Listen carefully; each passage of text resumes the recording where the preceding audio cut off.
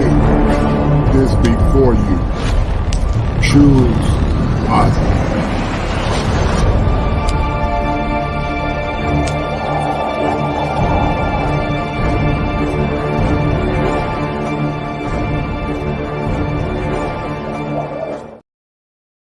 About the human creature, and I learned it the best possible way because I went through it. What Nora went through, or more accurately, what she became in the last 2 years, was a man. Yeah, a little bit shorter on the top. Okay. No, Nora didn't get a sex change operation. She did it the old-fashioned way, with acting and a disguise. At 5'10", 155 pounds, and wearing men's size 11 shoes, Nora was a natural. Growing up in the Midwest with her actress mother, lawyer father, and 2 older brothers, Nora was a tomboy with a flair for the dramatic. She says she's still a tomboy and, in fact, is a lesbian, living in Midtown Manhattan with her partner, Lisa. I think we can work with this. Her transformation into the guy she calls Ned begins with a buzz cut, baggy men's clothes, and a too small sports bra to flatten her breasts. She even wore a little padding in a jock strap. I also try to think, well, what kind of guy is Ned? And For the rest, she enlisted the help of makeup artist Ryan McWilliams. She just came to me and said, Ryan, I need to turn into a man. The hair as small as we can make it, right? And so they came up with a method of shredding braided wool.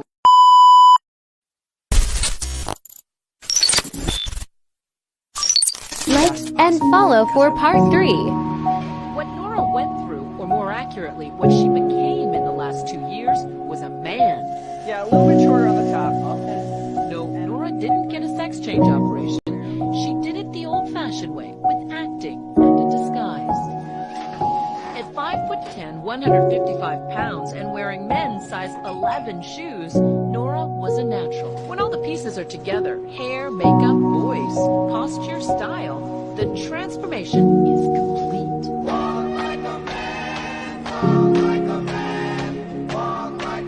And Nora Vincent becomes Ned Vincent. I wanted to enter male spheres of interest and see how men are with each other. I wanted to make friends with men. I wanted to know how male friendships work from the inside out. Ned's first act as a newly minted male was to join that quintessential bastion of camaraderie, a men's bowling team. The only problem was she's a terrible bowler. I probably bowled before this 3 times in my life, and that was, you know, in high school when you do it with both hands, you know. So it was just insane for me to walk into this place without any. And why didn't they just run you out of town when they saw how bad you were? It's an amazing thing because I think, I mean, that shows you the generosity that they had. It was the first of Nora's many surprises. She thought these guys from a working-class Pennsylvania neighborhood would mock Ned's bowling and reject him as a guy. But from their first meeting, they accepted Ned. The handshake was unbelievable. It blew me away the first time I shook hands with a guy, a strange guy. And I was amazed because you think of women, you know, we're so nice, we're so easy, men are so mean. The team had bowled together for 9 months, and gradually, Nora gained entrance into the inner sanctum. She found that all the cussing and good-natured ribbing is just how men often show affection for each other. Nora Vincent, the author of Self-Made Man, has died by assisted suicide. She was a radical feminist who believed men lived on easy mode and tried to prove it by disguising herself as a man for 2 years. Instead, what she found out is that men actually have it very hard, and wrote a book about her experience. In fact, the experience was so bad that she had to stop after 18 months because she was starting to hate women due to how bad the women treated her when she believed she was a man. It left her with psychological scars, which accelerated the end of her life.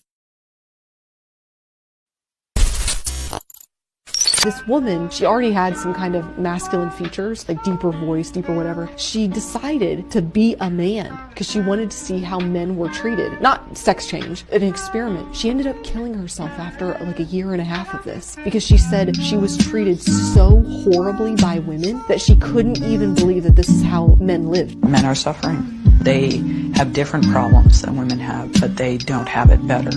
And I was like, no fucking way. But I can see it. I can see that you guys don't speak up. You don't say the things that we need to hear because you want to love us, you want to support us, you want to be there for us, but you guys are supposed to be. You're supposed to be the strong one. Yeah. You're supposed to be these things, and yet we've been fighting to be your equal, fighting to be the alpha. And out of kindness, you guys are stepping back, but it's a losing war for both of us. Yeah.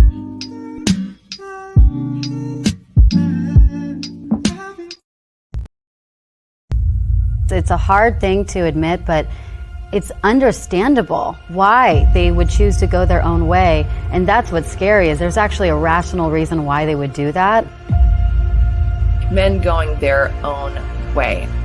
And you can think what you want about it, but this is a really big problem for women, for us, for our future, for families, for you to find a partner. If a population of good men are walking away because they're fed up with women. If you're being told all your life that you are bad and wrong just for being a man, and that you have toxic masculinity for being a man, and that, you know, women, there's this famous expression that, you know, a woman needs a man just like a fish needs a bicycle. And that men are basically useless. And that men are terrible, and that, you know, women are superior. Our society is very callous towards men. The only message most men hear in the world is that they're a bumbling buffoon. The TV shows are full of idiot men. Commercials show men as buffoons. The society is against them. All they hear about is what idiots men are. It's the mass of women that are taking over the culture and representing women. They're loud. They're mean. They say they want equality.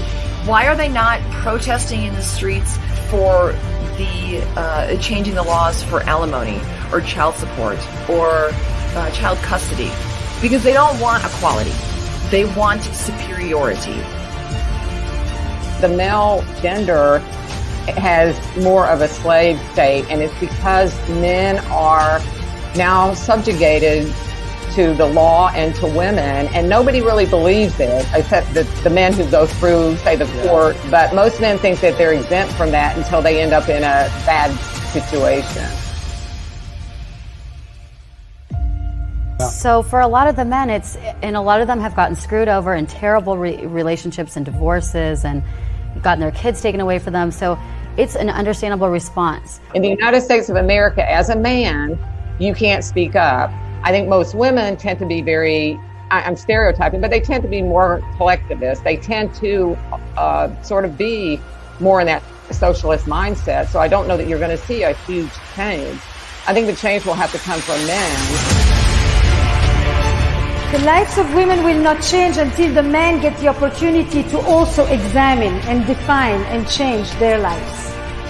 In many ways, I sometimes think that the 20th century was the century where the women made all these massive changes, and the 21st century will be the changes that the men will make, partly in adapting to the changes that the women have done.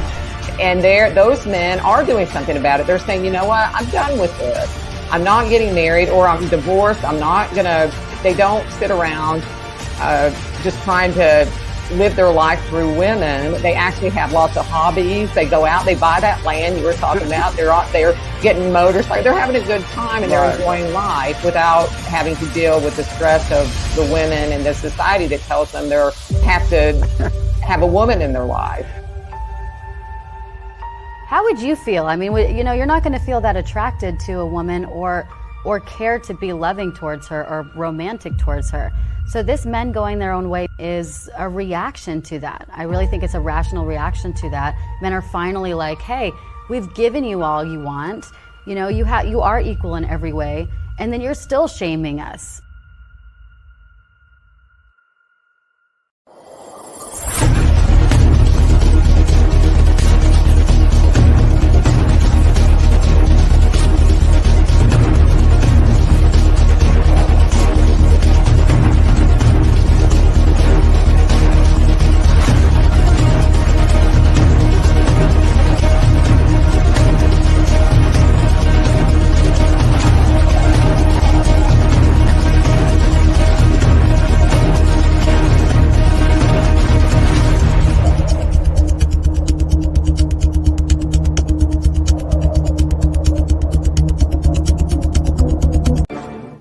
Fire for your mind. The Kosher Clinician. If it ain't seven, it ain't kosher. Heaven and hell, that's what they told you. Real men put the strap down and we can toss them. Young heads picking back up and young dope them. This is our culture. Now we talking kosher. Clinician, masculinity issues. Absent fathers who miss you. Mama drama don't kiss you. All a part of the ritual. This is how they get you. Separate the men, women clipping babies pretend to. Damn. Lovers, haters acting like vultures. If it ain't seven, it ain't kosher. If it ain't kosher, ain't right, gotta divorce us. If it ain't seven, it ain't kosher. If it ain't kosher, ain't right, gotta divorce us. If it ain't seven, it ain't kosher. If it ain't kosher, ain't right, gotta divorce us. This is kosher condition. 7 wonders, the whole world gotta listen. This is kosher condition. 7 wonders, the whole world gotta listen. This is kosher condition. 7 wonders, the whole world gotta listen. This is kosher condition. 7 wonders, the whole world gotta listen. Listen. Listen. All right, guys, we're going to get deep into it on tonight as we talk about a topic that's been dear to my heart. The title of this show is entitled The Logo of a Man. The word logo in the Greek means word. It means word, or more or less a meaning and an understanding. And consistent with theology, Jesus was seen as the logos of God or the word of God. But however, this conversation is not about theology on the night, guys. This conversation is about the story and the struggles of men. Nora Vincent tried to live through the logo of a man to her own detriment when she found out that being a man was not only tough and hard, but very unbearable. Many times in modern America, guys, we tend to minimize the struggles of men and masculinity.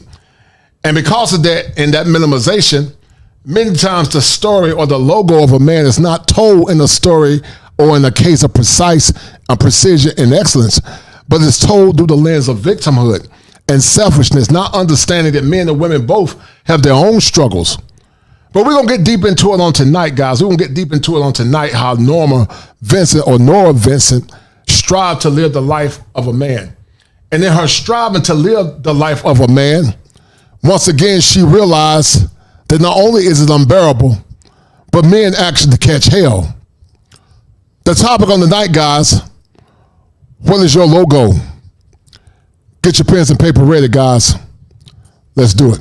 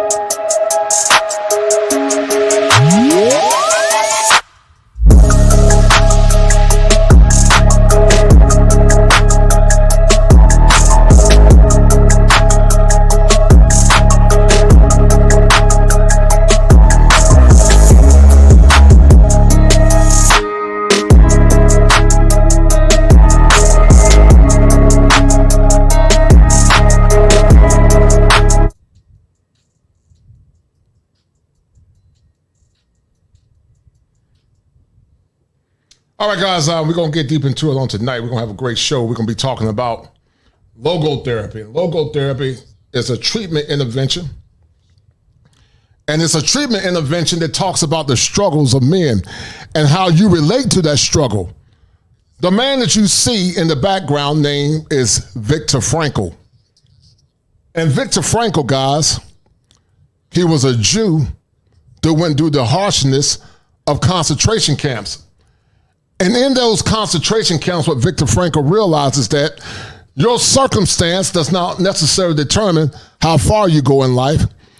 Your circumstance should never determine your situation. Viktor Frankl was of the idea that you can supersede your current circumstance if you understand that the logo of the future is greater than the logo of the current. But many times, guys, when it comes down to the logo of a man, and Nora Vincent found out the hard way, the story of many of men that are listening on tonight has been that of one of brokenness, pain, despair, and distress. And see, to the men that are highly educated, the white-collar brothers, the blue-collar brothers, you understand that your plight is not an easy one. And that's why I tell men, as they continue to grow and as they continue to rise to the top, they should demand the best. They should demand the best. And you should be able to tell a woman that she don't qualify if she doesn't qualify. But some of you men take bad deals because you've been conditioned to defer power instead of demanding power. And when you think about the logo of a man, the hardship and the struggle of a man many times is unbearable. Some of you men that are listening on tonight have been through so many things that if the world understood what you were going through, they couldn't handle it. And Dr. Tommy Curry wrote a book called The Man Knot. And The Man Knot was predicated on this. More or less saying, am I not a man? Do I have any human worth and dignity as a man? But many times in modern times, guys, because we don't value our men at the level like we should, especially black men, because we've been the muse of society, many men are checking out. Many men are becoming indifferent. And many men are doing what's best for them because they realize that the world does not pour into men, and the world is not consistent with understanding the logo of a man. And this Bishop Charles E. Williams said, y'all ain't gonna talk to me. Some of you men are just like Nora Vincent. Some men knew the struggles of a man and they took their lives because they couldn't handle the pain of brokenness. They could not handle the pain of their wives having babies by other men. And many times, guys, in this space, many people talk about the space called the manosphere.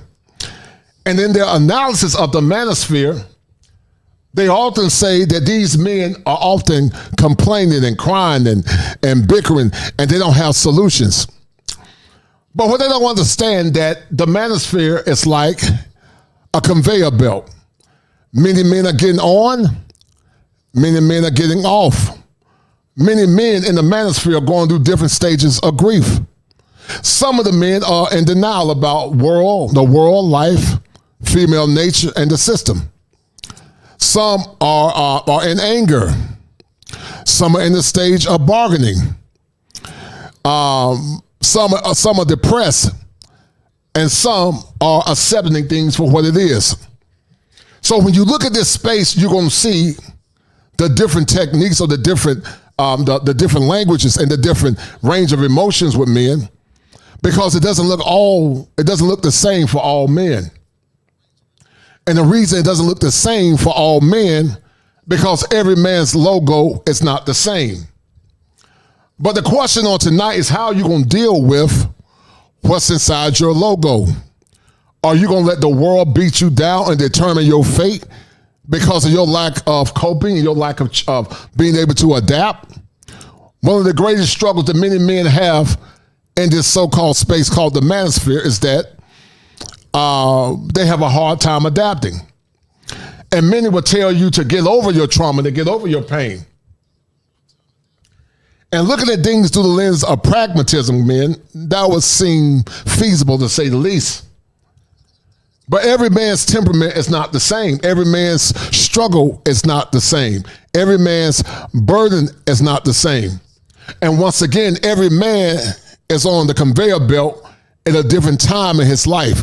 And so when sometimes women critique men in these spaces, you're not seeing the greater picture of the manosphere. You're just seeing different men at different parts of the conveyor belt. And some are going from blue pill.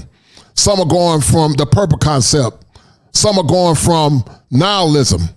But many times people will say that because men have a nihilistic worldview, that they should have the right to talk or voice their displeasure about what's going on in a so-called black community that's faltering.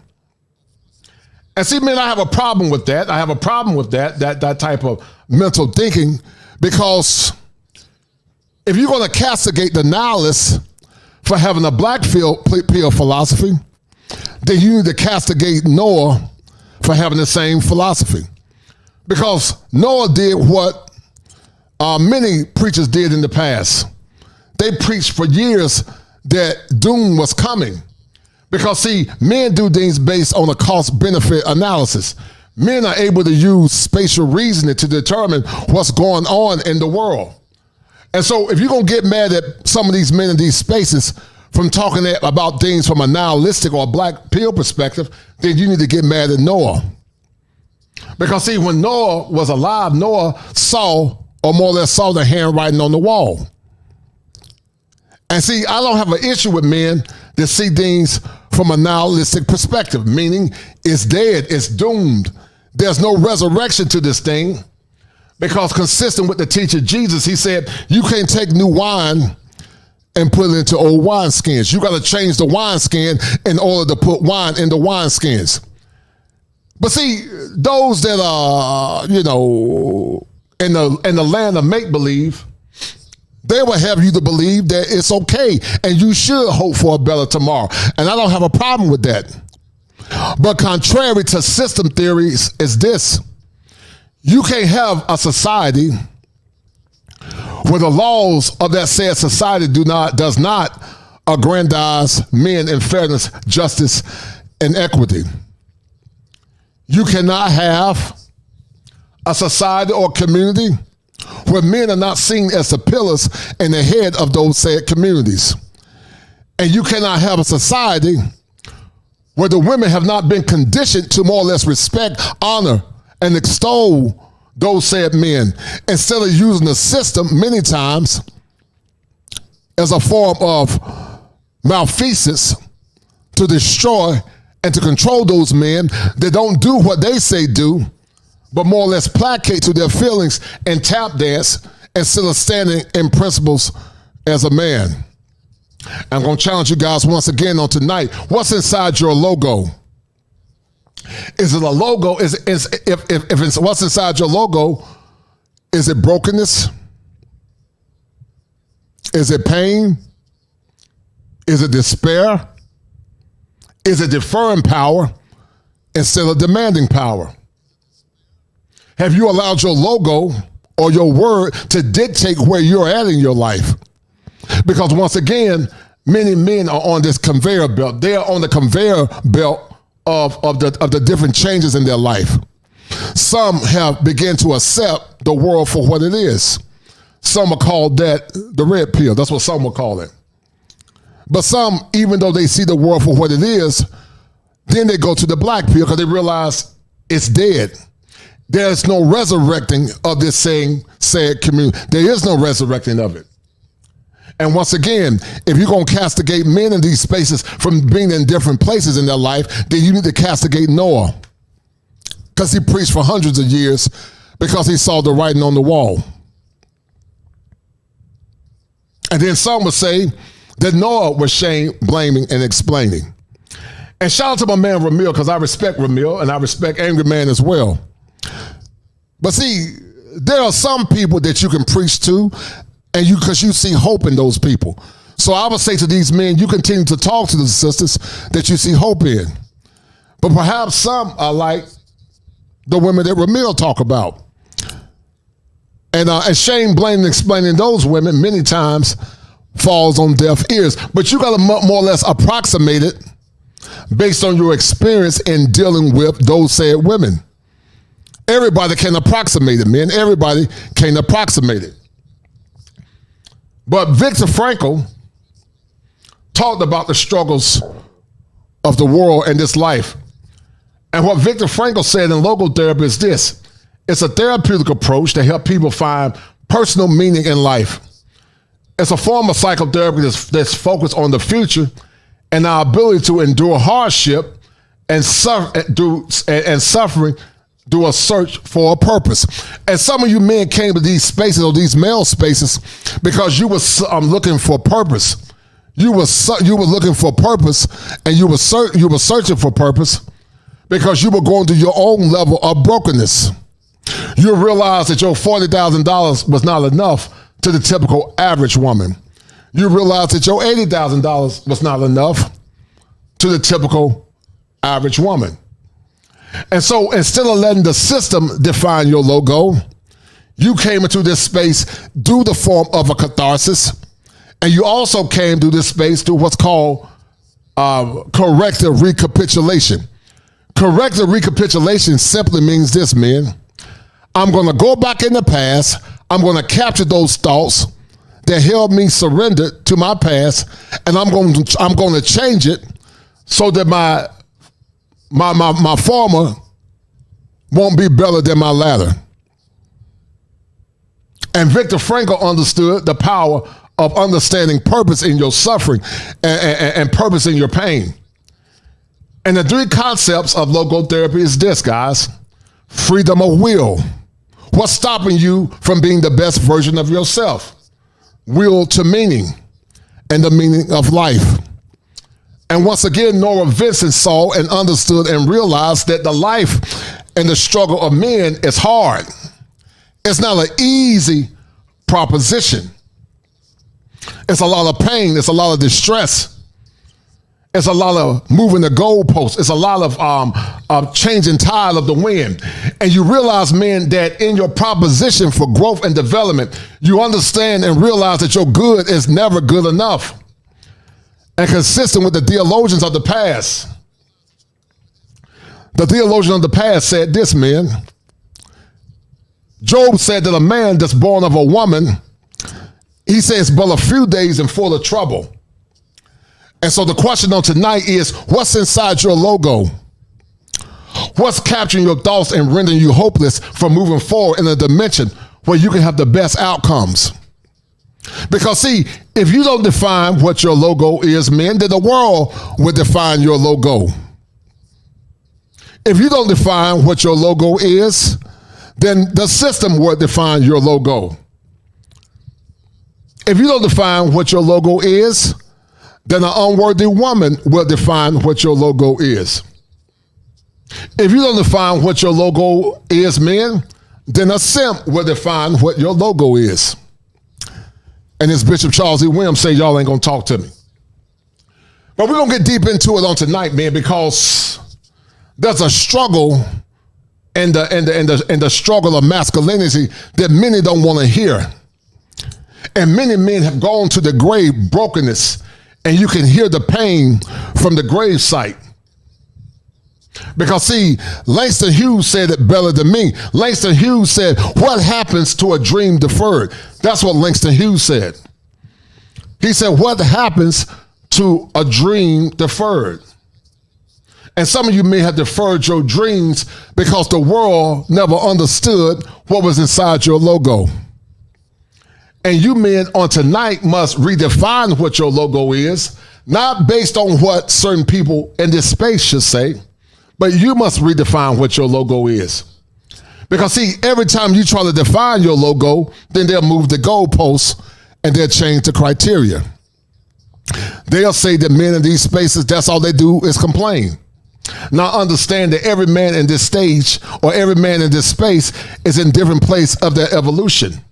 Some men are getting off the conveyor belt. There are some new guys coming in just like the freshman class. They're coming in, they're searching for meaning. So if men stop looking at things from the perspective of nihilism, then perhaps we are arresting their development and arresting their thought process. But once that man gets off the conveyor belt, some see it for what it is. Some see it from a nihilistic view. Some are ambivalent. Some become apathetic. Some become indifferent. But every man's trajectory and every man's perspective is based on how he sees it.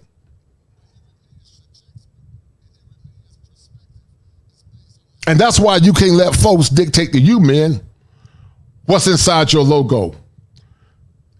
Logotherapy, once again, is a therapeutic approach that helps people find personal meaning in life. It's a form of psychotherapy that's focused on the future and our ability to endure hardship through suffering as we search for our purpose. And I told you, men, this.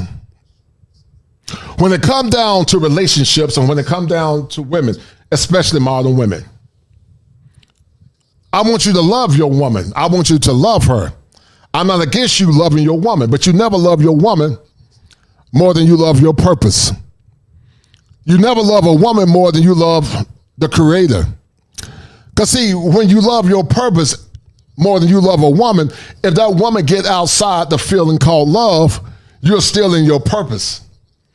And you can discard her and you can keep moving. But see, when you fall in love, you get caught up into the illusion of a dopamine rush that many times it goes by the wayside. When you fall in love with the logos, which is the word, he won't fail you because masculinity is based on principle. It's not based on feeling.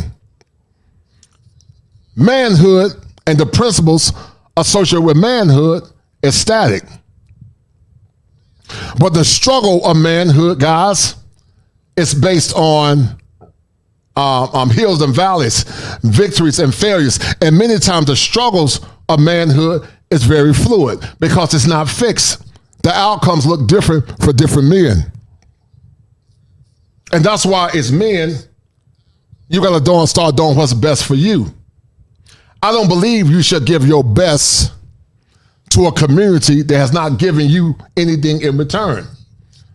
I think if anybody soliciting your services, you need to charge them at a very high rate because the price of manhood is very expensive.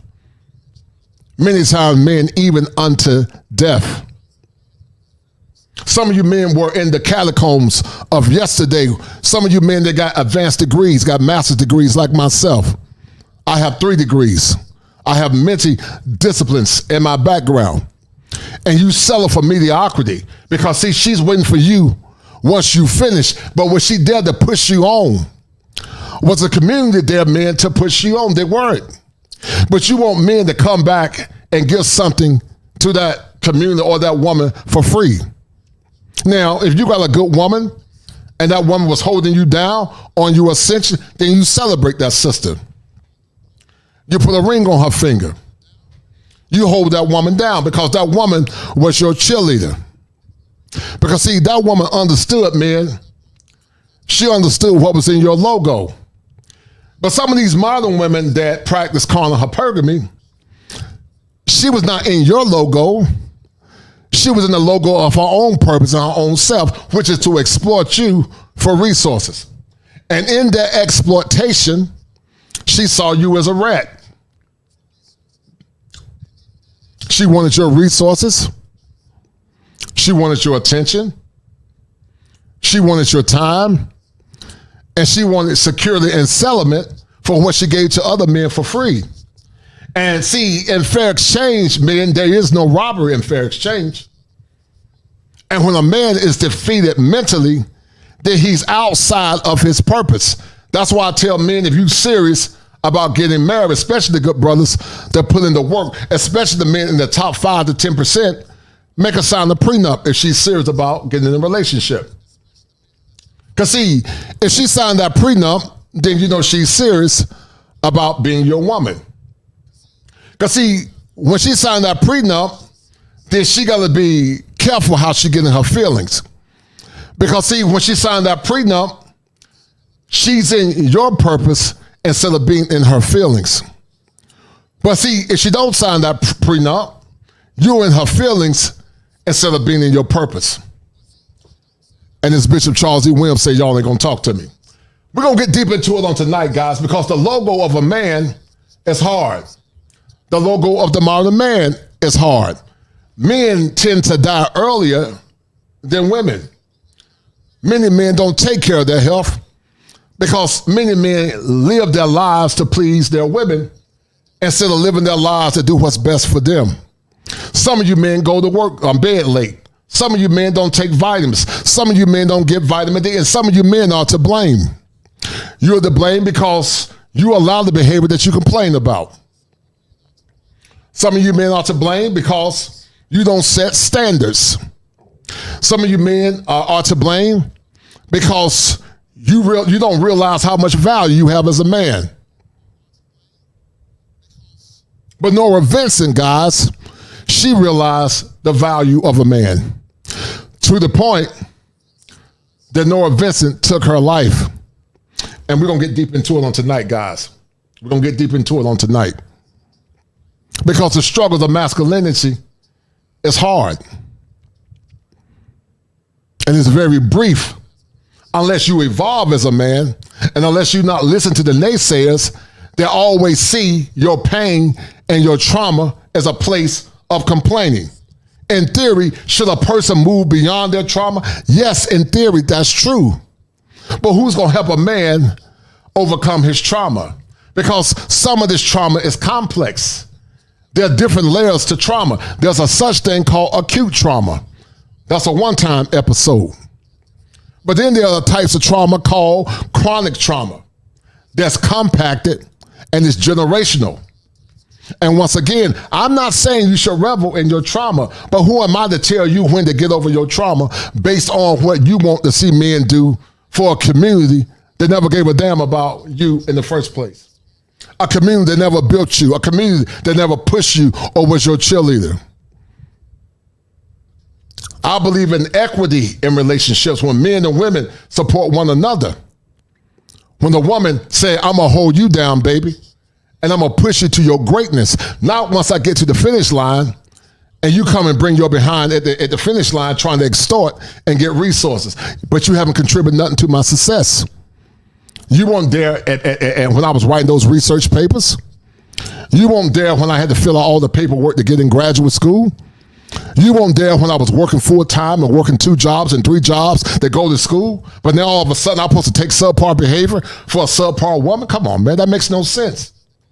No different should a man expect a woman of substance to marry him if he hasn't done the work himself. But see, the difference in men is that men understand that they must put in work. The ones that got some sense, if they want to get a decent woman. But sadly, the modern woman has been so, mesmerized by her own self-worth that she thinks that her worth is greater than his worth as a man. And once again, you guys are going to see it firsthand from Nora Vincent. You're going to see her talk about the struggles of masculinity and how it impacts men in a negative way. Hold tight. All right, so in the meantime, let me read through some of these super chats. Thank you guys for showing it. Y'all showing love on tonight. I appreciate it, guys. Shout out to my man Saul T. Ball. Shout out to him. He said for the book of fallacies 1:8. That she is so consumed in her delusion of being a man that she has phantom sensations of the third leg that does not exist for her. So she torments real men at every opportunity. That's a bet, right? That's a deal, right? That's a deal, right? Shout out to my man, the Pride Store. That's a bet, right? That's a deal, right? That's a deal, right? Got 5 on it.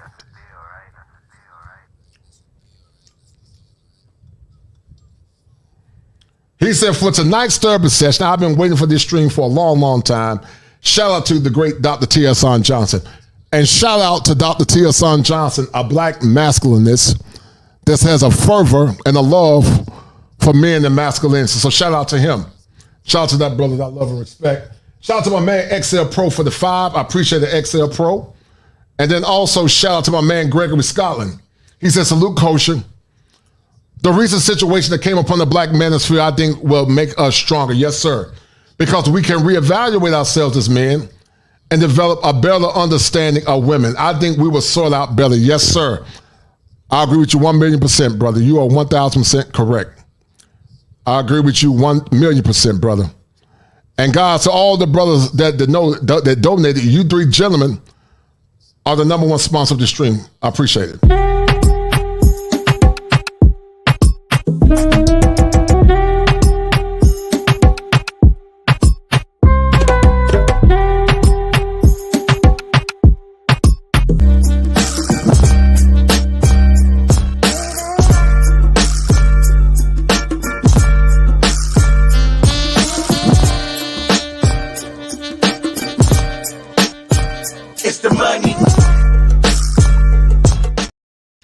Shout out to my man Kevin White for the 10. I appreciate it, man. Thank you, Kevin White, and that's a deal, right? Thank you, sir. Right? That's a deal, right? That's a deal, right? That's a bet, right? That's a deal, right? That's a deal, right? Got 5 on it.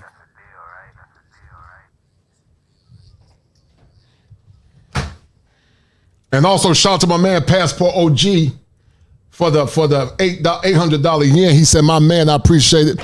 And you're a dynamite, brother. I appreciate it once again. Because you are talking Thank you, to sir. kid a dynamite. You're dynamite.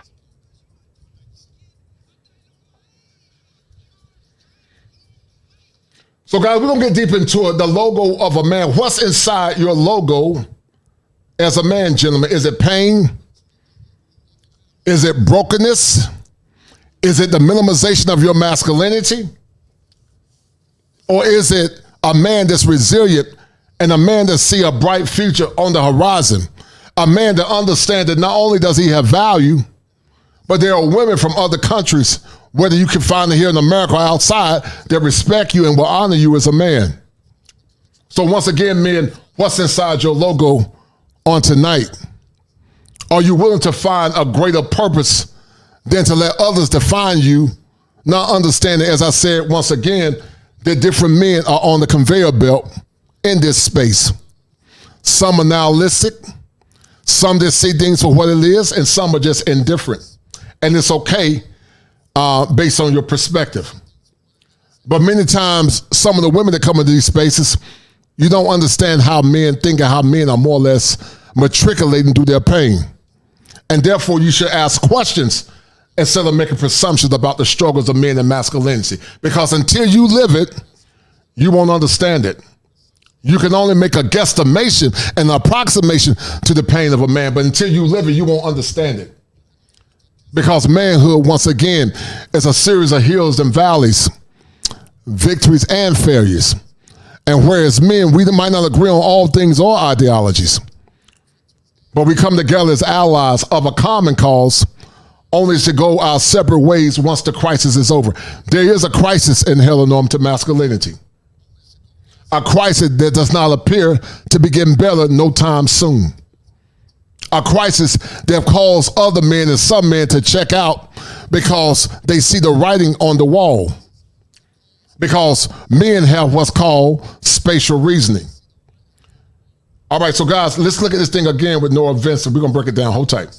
About the human creature, and I learned it the best possible way because I went through it. What Nora went through, or more accurately, what she became in the last 2 years, was a man. Yeah, a little bit shorter on the top. Okay. No, Nora didn't get a sex change operation. She did it the old-fashioned way, with acting and a disguise. At 5'10", 155 pounds, and wearing men's size 11 shoes, Nora was a natural. Growing up in the Midwest with her actress mother, lawyer father, and 2 older brothers, Nora was a tomboy with a flair for the dramatic. She says she's still a tomboy and, in fact, is a lesbian, living in Midtown Manhattan with her partner, Lisa. I think we can work with this. Her transformation into the guy she calls Ned begins with a buzz cut, baggy men's clothes, and a too small sports bra to flatten her breasts. She even wore a little padding in a jock strap. I also tried to think, well, what kind of guy is Ned? And For the rest, she enlisted the help of makeup artist Ryan McWilliams. She just came to me and said, "Ryan, I need to turn into a man. The hair, smalls, we can make it, right?" And so they came up with a method of shredding braided wool.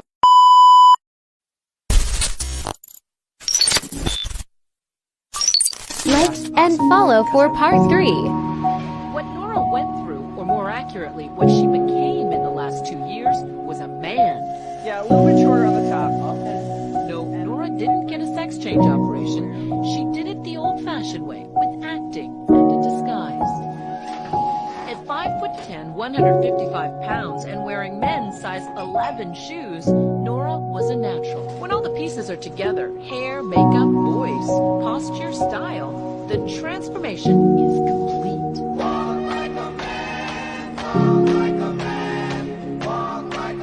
And Nora Vincent becomes Ned Vincent. I wanted to enter male spheres of interest and see how men are with each other. I wanted to make friends with men. I wanted to know how male friendships work from the inside out. Ned's first act as a newly minted male was to join that quintessential bastion of camaraderie, a men's bowling team. The only problem was she's a terrible bowler. I probably bowled before this 3 times in my life, and that was, you know, in high school when you do it with both hands, you know. So it was just insane for me to walk into this place without any. And why didn't they just run you out of town when they saw how bad you were? It's an amazing thing because I think, I mean, that shows you the generosity that they had. It was the first of Nora's many surprises. She thought these guys from a working-class Pennsylvania neighborhood would mock Ned's bowling and reject him as a guy. But from their first meeting, they accepted Ned. The handshake was unbelievable. It blew me away the first time I shook hands with a guy, a strange guy. And I was amazed because you think of women, you know, we're so nice, we're so easy, men are so mean. The team had bowled together for 9 months, and gradually, Nora gained entrance into the inner sanctum. She found that all the cussing and good-natured ribbing is just how men often show affection for each other. Nora Vincent, the author of Self-Made Man, has died by assisted suicide. She was a radical feminist who believed men lived on easy mode and tried to prove it by disguising herself as a man for 2 years. Instead, what she found out is that men actually have it very hard, and wrote a book about her experience. In fact, the experience was so bad that she had to stop after 18 months because she was starting to hate women due to how bad the women treated her when she believed she was a man. It left her with psychological scars, which accelerated the end of her life. This woman, she already had some kind of masculine features, like deeper voice, deeper whatever. She decided to be a man because she wanted to see how men were treated. Not sex change, an experiment. She ended up killing herself after like a year and a half of this because she said she was treated so horribly by women that she couldn't even believe that this is how men lived. Men are suffering. They have different problems than women have, but they don't have it better. And I was like, no fucking way. But I can see it. I can see that you guys don't speak up. You don't say the things that we need to hear because you want to love us. You want to support us. You want to be there for us. But you guys are supposed to be. You're supposed to be the strong one. Yeah. You're supposed to be these things. And yet we've been fighting to be your equal, fighting to be the alpha. And out of kindness, you guys are stepping back, but it's a losing war for both of us. Yeah.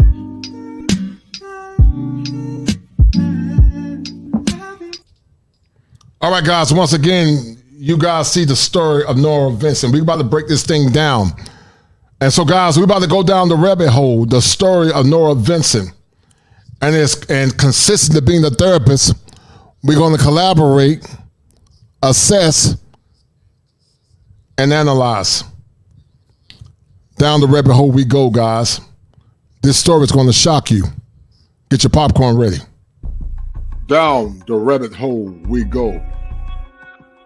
This is the part of the show where we assess, examine, collaborate.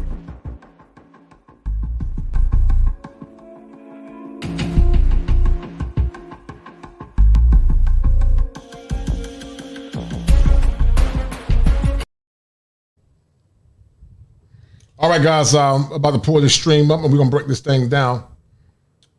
We're going to break it down. And we're going to see the struggles of Nora Vincent. She's her understanding masculinity. movies. This is fair use, Fair use is for educational purposes only.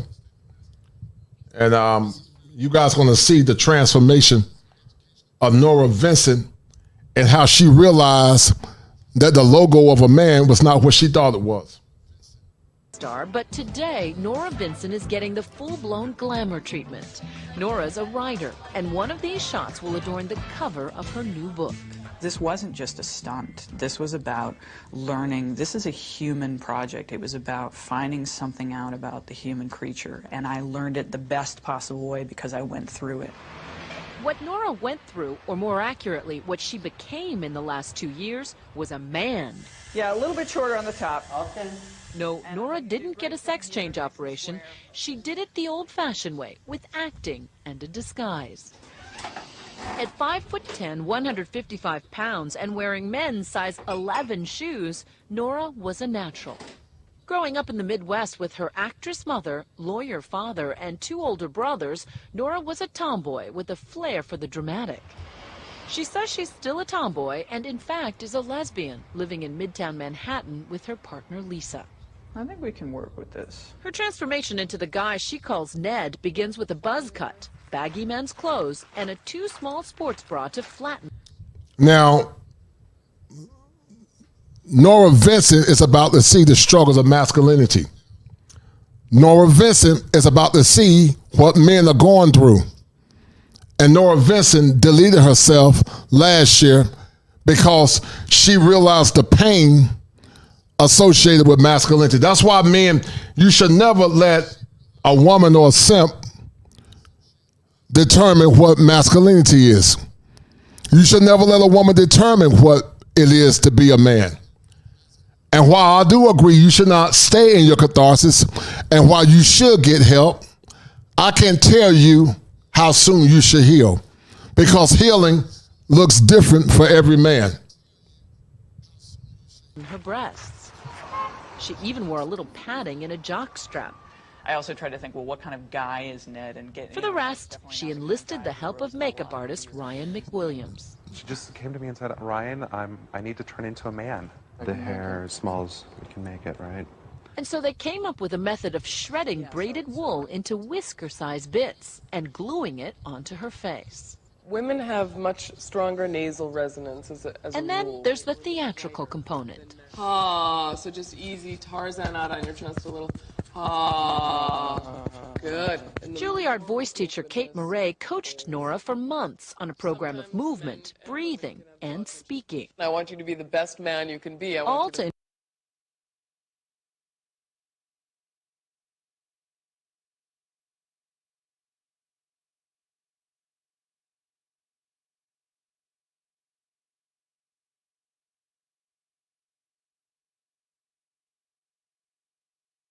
Because I have a deep voice, some of you men have had to minimize your voice or more or less lower your voice in order to get acceptance.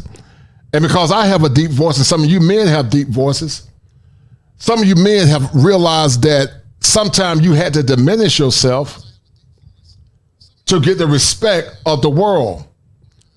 But you should never have to diminish who you are as a person to gain acceptance. People should respect you for what you are. But once again, Nora Vincent is about to see the struggles and the pain associated with manhood. Hold tight. Incorporate some of the subtle and not so subtle characteristics of being a guy. Notice what men do. If they need to suddenly grab a taxi, hey, they just do that. Whereas women will ask for a taxi instead of demand one. When all the pieces are together, hair, makeup, voice, posture, style, the transformation is complete. Walk like a man, talk like a man, walk like a man. And Nora Vincent becomes Ned Vincent. Walk like a man, fast as I can. One of these shots will be the second photo on the book cover. The book, Self-Made Man, is out today and is about Nora's 18 months living as Ned. I wanted to enter male spheres of interest and see how men are with each other. I wanted to make friends with men. I wanted to know how male friendships work from the inside out. Ned's first act as a newly minted male was to join that quintessential bastion of camaraderie, a men's bowling team. The only problem was she's a terrible bowler. I probably bowled before this 3 times in my life, and that was, you know, in high school when you do it with both hands, you know. So it was just insane for me to walk into this place without any. And why didn't they just run you out of town when they saw how bad you were? It's an amazing thing because I think, I mean, that shows you the generosity that they had. It was the first of Nora's many surprises. She thought these guys from a working-class Pennsylvania neighborhood would mock Ned's bowling and reject him as a guy. But from their first meeting, they accepted Ned. The handshake was unbelievable. It blew me away the first time I shook hands with a guy, a strange guy. And I was amazed because you think of women, you know, we're so nice, we're so easy, men are so mean. Complete opposite. Hey, baby. And I felt as comfortable as I could feel right away. They just took me in, no questions asked.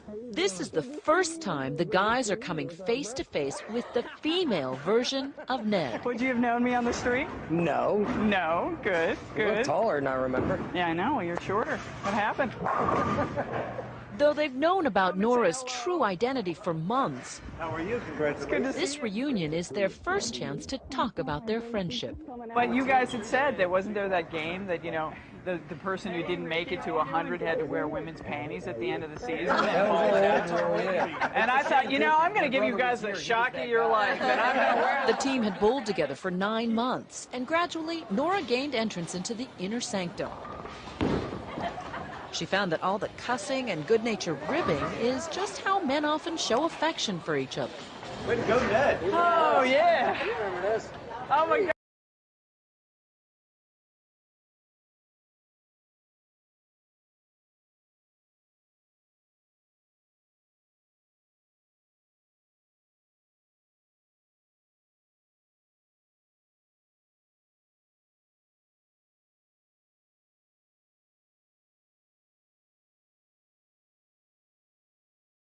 Till you understand the discrimination, the pain that men go through, as Christ himself became the logo or the word of God, then the picture is not always as clear as it should be. And that's why, men, you should start setting values. You should reestablish what your values are, which is your foundation. Your values is your foundation, and your boundaries, guys, is your fence. I'm going to say it again. Your values are your foundation, and your boundaries is your fence. You should have the highest standards possible, even though you've been conditioned to live in a world not to have high values and standards, because the world tried to shame you into having your own standard. But you should start telling some of these women, if you worked hard, that you just don't qualify. You're a nice lady, but you don't qualify. And stop being on code for the sake of static blackness and being on code for the sake of a so-called community that does not honor and respect you as a man. Everything you work hard for and still continue to work hard for, any woman in your life, if you've done the work, she needs to earn it. If men start setting the bar higher, then women will have no other choice but to fall in line, gentlemen. You have the power. And as I said before earlier, if you can't find your wife here in America, you can travel to a foreign country with the understanding that women in foreign countries, they're not perfect. Women in foreign countries, they got game too. If you don't do the work to become a better man, to understand how your traumas impacted you in a negative way, then you'll be a sucker overseas as well. But if you've done the work socially, financially, and mentally, then you're ready for one of the greatest experiences of your life. But the question is, are you willing to do the work, and have you done the work? That's right. I forgot all about that. Did you know, based on watching her bowl? I mean, you know, the joke was she bowled like a girl. But Well, we had our suspicions that these guys did. Maybe Ned was gay everybody or something, you know? Really? Yeah. Everybody has their own style. You know Right. what I But mean? my style was, I Her mean, style is this. Yeah. A little different style. Near the end of the team's run, Nora decided to reveal herself as a woman. Nervous about how they'd react, she tested the waters with the one guy she was closest to. She took Jim out for a drink. So she sits you down, she's very serious, and she says, I'm going to tell you something that's going to blow your mind. And what did you say? So the only thing that will blow my mind is if you told me that you were a girl and that she was a guy. And she goes, well, you're half right. The she Jim's talking about is Nora's partner Lisa, who the team had met several times. Jim assumed they were Ned and Lisa, a heterosexual couple. But you didn't believe her at first. At first, well, I was still in shock. I said, how can this possibly, where would this come from? This is just a regular Monday night. I was out bowling having a good time a few minutes ago. Now I'm trapped in this bizarre conversation about Shout out to my man Top Gun. He said Top Gun's official logo is Kobe's fadeaway. No doubt, and that's a deal, right? I appreciate it, brother. Thank you for the $10 That's a super deal, sticker. right? Thank you, Top Gun. That's a bet, right? That's a deal, right? That's a deal, right? I appreciate it, brother.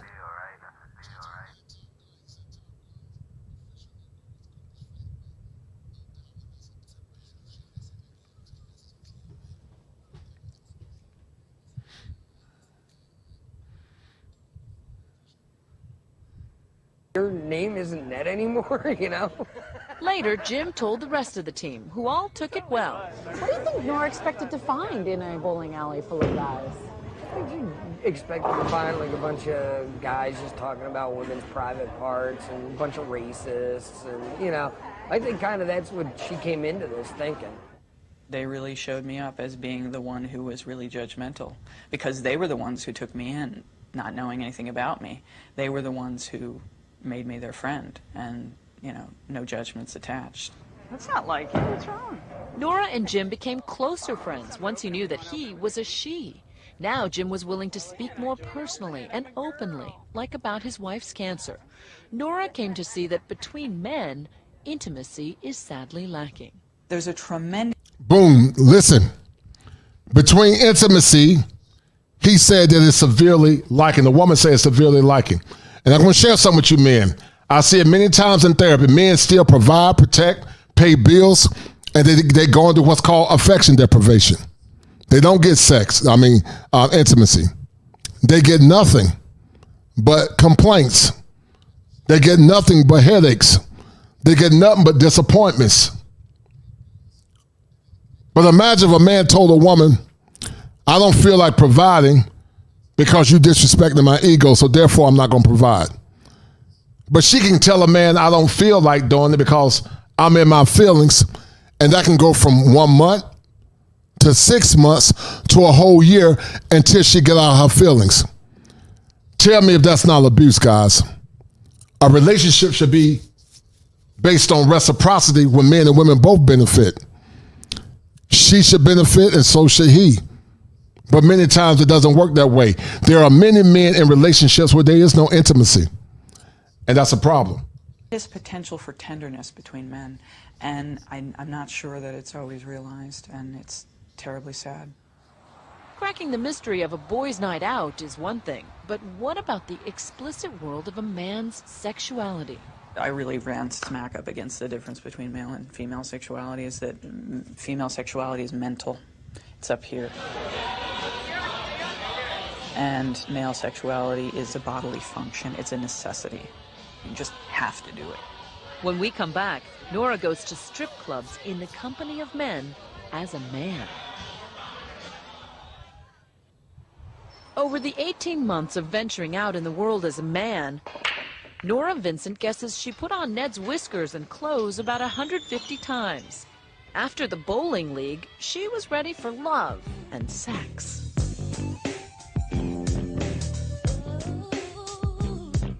You went to a couple of sex clubs. What were you trying to get at? Well, at first I thought, this is sort of the quintessential guy thing to do, right? The bachelor party at the strip club. When I told people initially that I was doing this, they'd say, oh, you got to go to a strip club. She says the clubs were obviously sexual, but once again lacking in intimacy, which leaves men emotionally frustrated. I saw the men there. I saw the looks on their faces. I saw them sitting alone, nursing their bourbon, and this is not about appreciation of women, of course. It's not about appreciation of their own sexuality. It's about an urge, and that's not always that pleasurable, really. These guys who go to these high-priced clubs would say, this isn't about pain, it's about pleasure. Men have had the tears and the emotional expression sort of pounded out of them from an early age, and so by the time they're men, they don't even have the vocabulary anymore or the emotional awareness to really say what they're feeling. Nora says strip... And many times men cannot say what they feel many times the logo of a man is minimized, not only in society, but by some of these spaces. Many times when people tell others about their logo, they denigrate it, or they try to reshape it or can it to their own reality. And so that's why I tell men this. You'll know that your woman loves you, gents, when she can control her feelings for the greater good of that relationship. When a woman can control her feelings for the greater good of a relationship, that means she loves you, because it's a sacrifice.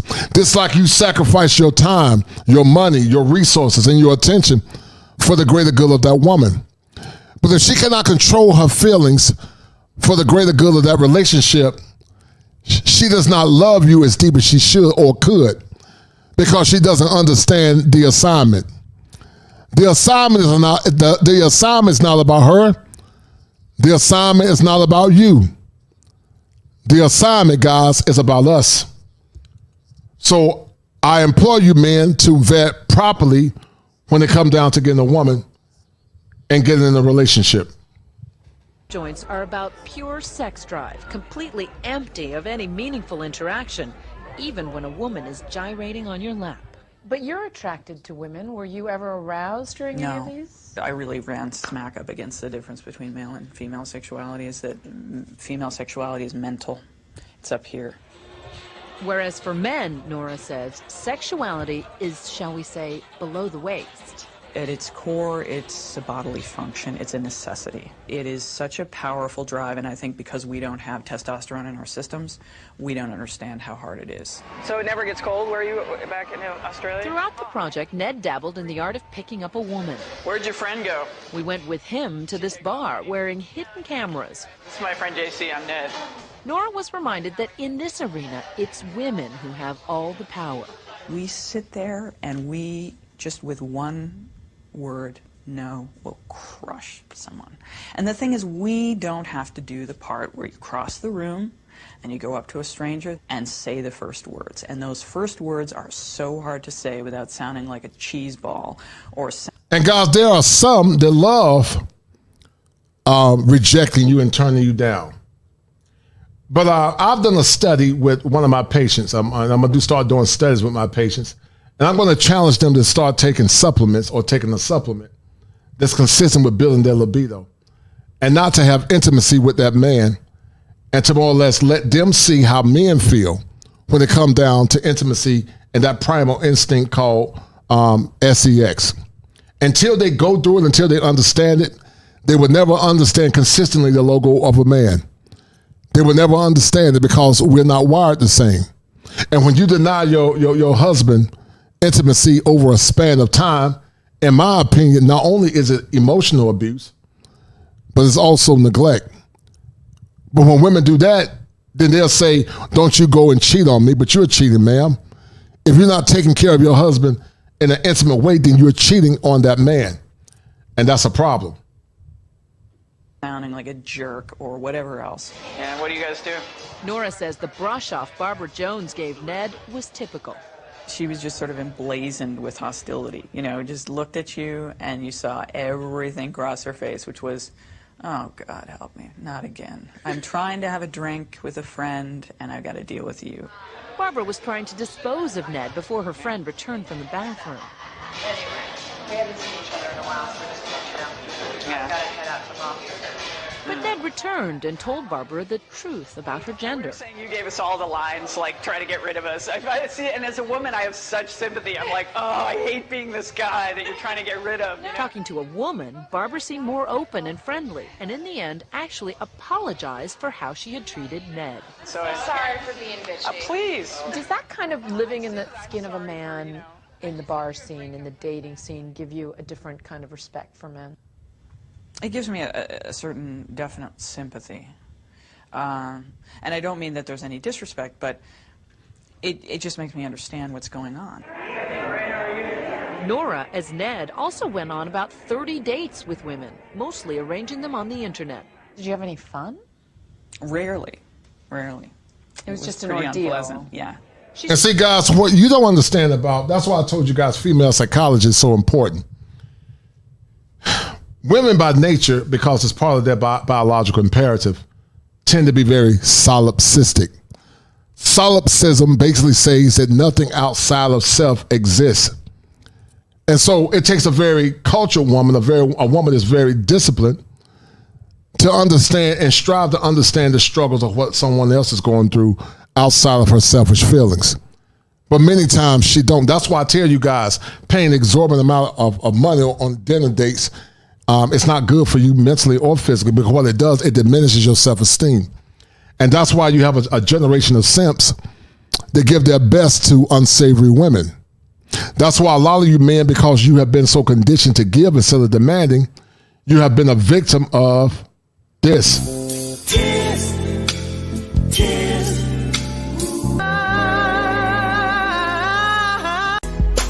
Make it last. And some of you guys think that relationships are going to last forever, like it was when we were in the 90s to Gen X. Shout out to Gen X. Keith Sweat said, make this last forever. You thought that you was going to have an unlimited supply of love and support from a woman, and you thought your woman was going to hold you down.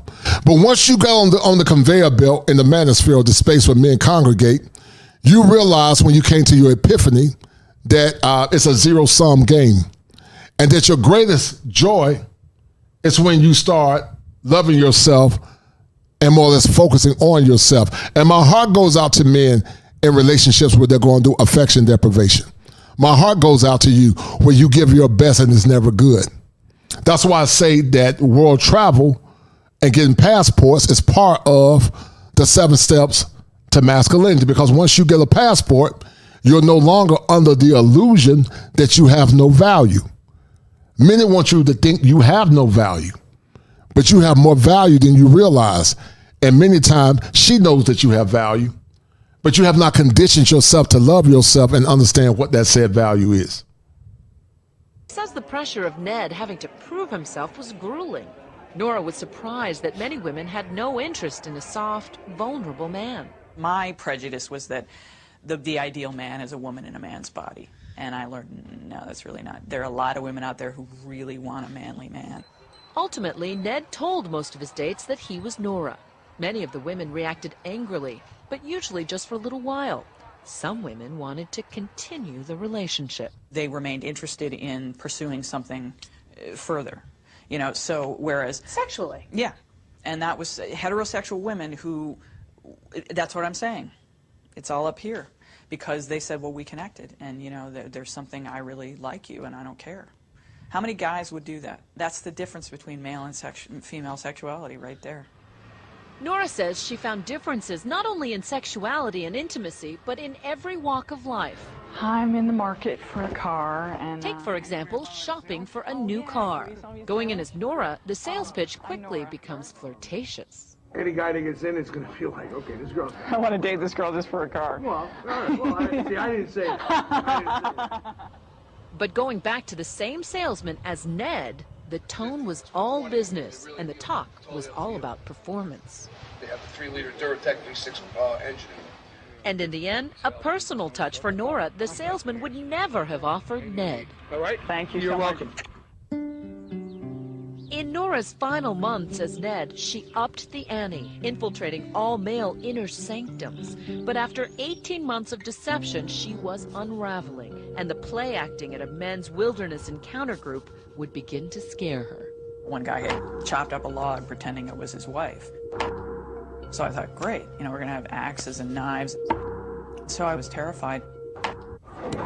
Having survived strip clubs, dating, and a bowling league, Nora Vincent wanted Ned's last days to be among men only, in private and intimate surroundings. Nora, a lapsed Catholic, thought the cloistered inner world of a monastery would be ideal. Ned managed to live for 3 weeks as a trainee. The monks, she says, were pious, smart men, but they were still men. What made it prototypically male? What do you mean by that? And I'm going to tell you something, man. I've learned that also. The women I've talked to in therapy, they might say they want a softer man, but inevitably, they want a man to be a man. I've talked with women in practice, and even though they didn't like the crassness sometime of an alpha male or a sigma, it did turn them on, because at the biological hard drive of a woman wants to be led. She might fight it if she's not in synchronicity with her feelings. But that's why you don't listen, in theory, in general, when it comes down to your woman giving you instructions. I'm not saying that your woman can't give you some input if you're grounded and she's grounded. We're not talking about ungrounded women. We're talking about a woman that's grounded, a woman that's well-trained, a woman that knows her purpose, a woman that's been conditioned by her mothers and the elders, and she has a strong spiritual base. That woman is rare. But in general, when you take advice from women about dating relationships, you're going to always fail, because it's going to always be through the lens of her feelings instead of through the lens of pragmatism. And that's why you should stand firm and strong on your convictions and get with a woman that has been raised properly. And that's why I advocate world travel, because even though foreign women are not perfect, foreign women are still women. If you have not done the work for healing and understanding female nature, you'll be a sucker when you go abroad. But based on the odds, you got a better chance of finding a traditional woman abroad than you do here in America, because they're not more or less predicated on the same things that they're predicated abroad. Some of you guys are average, trying to work your ass off and working extremely hard to try to please a woman.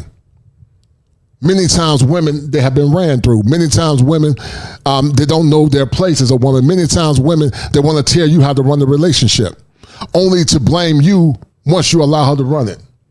And that's why you have to be consistent in what your worth is. That's why you have to create your own logo. You have to find purpose in your pain, instead of letting the world tell you what your logo is. Once you can determine what your logo is and get over the situation that you're dealing with, then you will continue to evolve and become the better version of yourself. Breakdown in communication, the need, the desperate need for male intimacy, and the lack of ability to give it, really painful. Nora says the monks were hostile to her feminine side. She says she was ostracized because of the monks' assumptions about her sexual orientation. Ned was really at the center of it because he was an effeminate man, and many of them thought I was gay. As one of them told me in confession, I said, I have something to confess to you. And he said, well, I think I know what it is. And I said, what? And he said, well, you're gay. And I said, well, yeah, but not in the way you think. Loneliness can't hide. Nora thought the perfect end to her 18-month saga was to join a men-only therapy group, a place where guys tried to bond and show their emotions instead of hiding them. They don't get to show the weakness. They don't get to show the affection, especially with each other. And so often all of their emotions are shown in rage. And guys, that's why this space is so important. That's why this space is so important. It's a place where men congregate as different men are on different stages on the conveyor belt. Some are in the nihilistic stage. They just realize and see things for what it is. There's no hope. Some men have the Noah complex or the Noah persona. They say that the storm is coming and judgment is coming, and many men have become nihilistic. And there's nothing wrong with that, because there's some truth to it. If you denigrate Noah, if you denigrate black men, then you need to denigrate Noah, because some men have become nihilists. They realize it's dead, there's no resurrecting of it, and they just see it for what it is. Some men are on the conveyor belt of seeing things for what it is as they went through an existentialist crisis. Some men still think there is hope, but there is not a centrality of thought, and many times it's not a confluence of thought. But this space will redefine itself, as I do support the brothers of the manosphere. I am an adjacent of the manosphere, but I do support it. Whether I'm manosphere or not, I think I am, but I haven't signed any documents or papers. But based on my love for masculinity and manhood, then one would say I am part of it.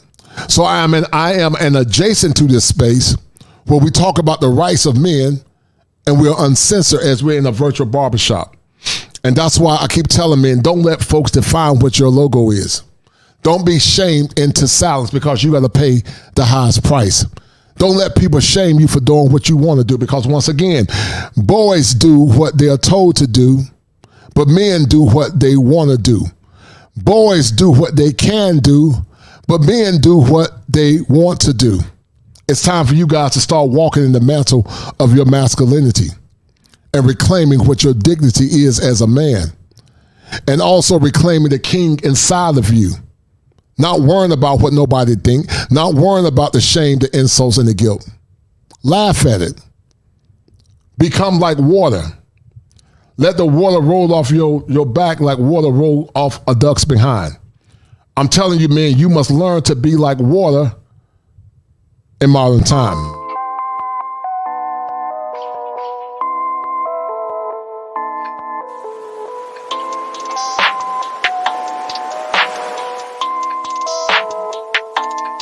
That's ISO. Rack it up, I got a bit of the bank to make me a safe house. Shake it up, she got her hands on her knees. And they kept talking about their rage, often their rage toward women and what they would do physically and violently towards women. Right. A lot of this was blowing off steam. It's sort of... And sometimes this is where some of you men are at. See, many people that are critics of this space, and they do it because they try to... See, women are trying to mold you into her agenda if you're not careful, men. But some men are going to do a stage of rage. And it's okay. You can't stay there. I don't believe that it's healthy therapeutically to be in a stage of rage, but you do have to have the opportunity from a clinical perspective to talk about that rage.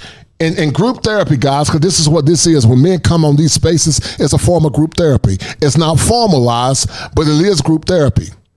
It is a catharsis. It is a universality of suffering and brotherhood. It is comparing the evidence about what you went through in your experiences. And this is what Nora Vincent did. She compared the evidence between the juxtaposition of being a woman and also the juxtaposition of being a man. And she realized what we already knew, men, that being a man is hard. It's not easy. It's very painful. It's very lonely. I know men right now, guys, in practice that have been in sexist marriages for 9 years. They have been mentally defeated and emasculated. That's why I'm so passionate about male empowerment. That's why I'm so passionate about men exercising their options to go abroad. That's why I'm passionate and emboldened about men restructuring their negative thought processes for the greater good of themselves. You don't owe nobody nothing. You don't owe the community nothing. If the community have not invested in you, it's not your job to invest in the community. You must make the community pay a price if it wants your service, because they would never respect it unless they pay a price. And that's why these conversations are so important, because many will see you as a lick after they had their fun, after they had kids by degenerate men, after they swung on the carousel for years. They want to come back to you and give you something less than, not understanding that in fair exchange, there is no robbery. And that's why some of you men on tonight to rise up to the mantle of responsibility and the mantle of masculinity. Start recalibrating what your values are and let that be your foundation. And start coming up with boundaries consistent with your values. If you do that consistently, then you'll start getting the outcomes that you want. Talking about the things that need to be said that you would never do. I mean, they would talk about fantasizing about chopping up their wives or something. It's not that they would ever do that, but it was a way to get out the blackest thoughts. He doesn't like doing that work, but he can't quit. Nora began to empathize with the fear and stress men feel for having to always be the strong provider. The therapy leader, psychologist John Gornishelli, saw Ned's shyness as typical of a newbie coming to brave the group. A lot of the guys spoke to me after the retreat and said, talking to him, I felt like I was talking to somebody feminine. Once again, some group members thought Ned was gay, but no one suspected he was a woman. After 8 sessions, the group went on a backcountry retreat, but Nora's 18 months of being an imposter was closing in on her. The pressure of being someone that you're not. And listen, guys, shout out to the Quiet Storm and Gregory Scott and all the other brothers. If you guys like what I'm doing, donate to the channel, guys. Male content creation is very hard. You don't get a lot of support sometimes. It's not a lot of rewards.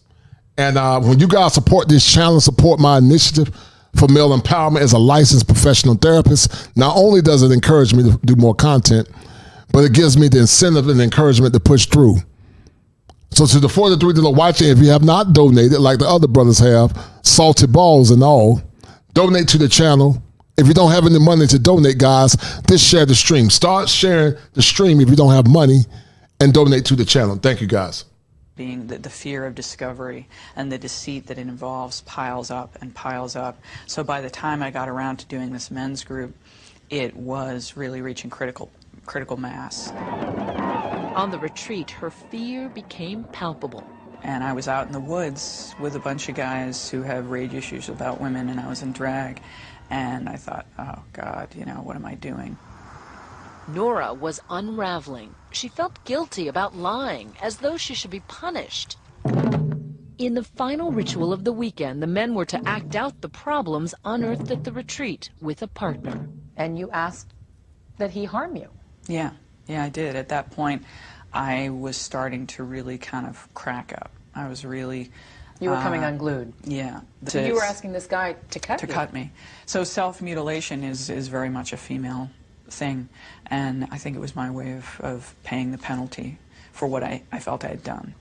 Nora was not harmed physically, but she continued her emotional descent, and a week later checked into a hospital with severe depression.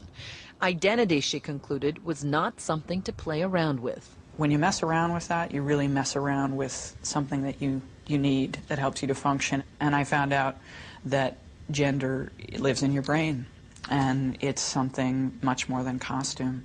And I really learned that the hard way.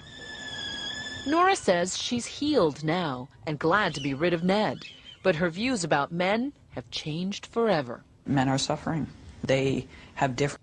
And this woman came to a conclusion, a woman that is in an alternative lifestyle, that men are suffering. And that's why when people try to come to this space and try to tell men how to think, try to tell men, you can't stay in trauma long, not understanding how trauma works, because many of them are not licensed like I am. Many are ignorant, not understanding that trauma takes time, and everybody's temperament is not necessarily conducive at that point to healing. Some need EMDR to help them get through chronic trauma. Some need intensive therapy to help them get through chronic trauma. But they'll tell you just get over it, being ignorant, being layman. And then when someone like myself and other academics try to give them game, because it's counterintuitive to their narrative or what they think men should do, then they're trying to minimize your educational achievements, which they can't, because I went to one of the best schools in the country. And while I don't know all things, I know enough. I'm highly educated. And even though I wasn't educated, it still does not preclude me from having a voice. Once again, guys, get the likes up. Thank you guys for tuning in, to the brothers and sisters that are tuning in on tonight. Share this stream and donate to the channel. And you're right, Trish Krashanada. That's why you never give a game away from free. Folks don't appreciate the things they didn't have to sacrifice something for. You're right. And guys, I might be going to a Patreon at some point and going to a members only. I put a lot of time in this content for you brothers. And so to the ones that have not donate to the channel. Let's finish listening to it, guys. And after that, what I'm going to do, I'm going to pull up Dr. Tommy Curry, the man knot, and we're going to talk about that. Hold tight. Different problems that women have, but they don't have it better. They need our sympathy, they need our love, and they need each other more than anything else. They need to be together. Do you think women understand what it's like to be a man? Not at all. No clue. No idea. John Guarnaschelli thinks Nora's conclusions that men are just as emotionally vulnerable as women are important and will be taken seriously because they came from a woman. I said to her, this is going to be revolutionary, because it's been looked at as though men were the perpetrators and women were the victims. This is not And a now, safe one space last to identity guard switch. yourself. Guarnaschelli has never come face to face with the real Nora. Hi, John. I'm Nora. Hi. It's Wow. Bruce teaches, so we can never come to the meetings. So. And both John and Nora are happy she is a she. The irony is not lost on Nora that it took a trip into manhood to help her appreciate her own femininity. I'm so much closer to myself than I ever was, that I really like me. I really like being me, and I really like being a woman. Did you like being a woman before Ned? I did, but I like it more now, because I think it's more of a privilege. That's perfect right there. That's awesome like that. Nice. And you guys heard what she said. She said she thinks it's more of a privilege. That's why I said, guys, masculinity is expensive. And that's why you shouldn't go into a relationship so lightly and so easy. You should make that woman earn the right to be in your life, because if you make her earn it by signing that prenup, she'll take you more serious. But this giving her your last name without making her earn it will come back to haunt you in shame. You heard it from a woman that more or less disguised herself as a man. How tough it was to be a man. And once again, Nora Vincent understood, sadly, that the logo of a man is not only perilous, but the logo of a man is full of struggle. Consistent with what Job said. Job said that a man that's born of a woman is but a few days, and Job said it's full of trouble. And so many men have went to the grave broken, as I said earlier, not having an identity of who they should be or who they are. That's why I do these shows. That's why I take my time out to do these shows, because I want to inspire hope in a world where men and masculinity is not only under attack, but many times it's minimized under the veneer of feelings. And that's why, men, you have to reestablish what your values are and what your boundaries are. Let your values be your foundation, as I tell my patients, and let your boundaries be your offense. If she's not willing to do the work to be in your life, just keep moving. There are billions of women on this planet. You have more power. She'll say she's the prize, but no, she's not the prize. She's the prize if you deem her to be the prize, but you are the prize catcher. You determine if she is the prize. She can be a prize in her head, but until you put a ring on her finger, she's not the prize. She's a prize in her head, and she's the prize if you deem her the prize, but until she understands that you are the one that she look up to, because women always look up to men.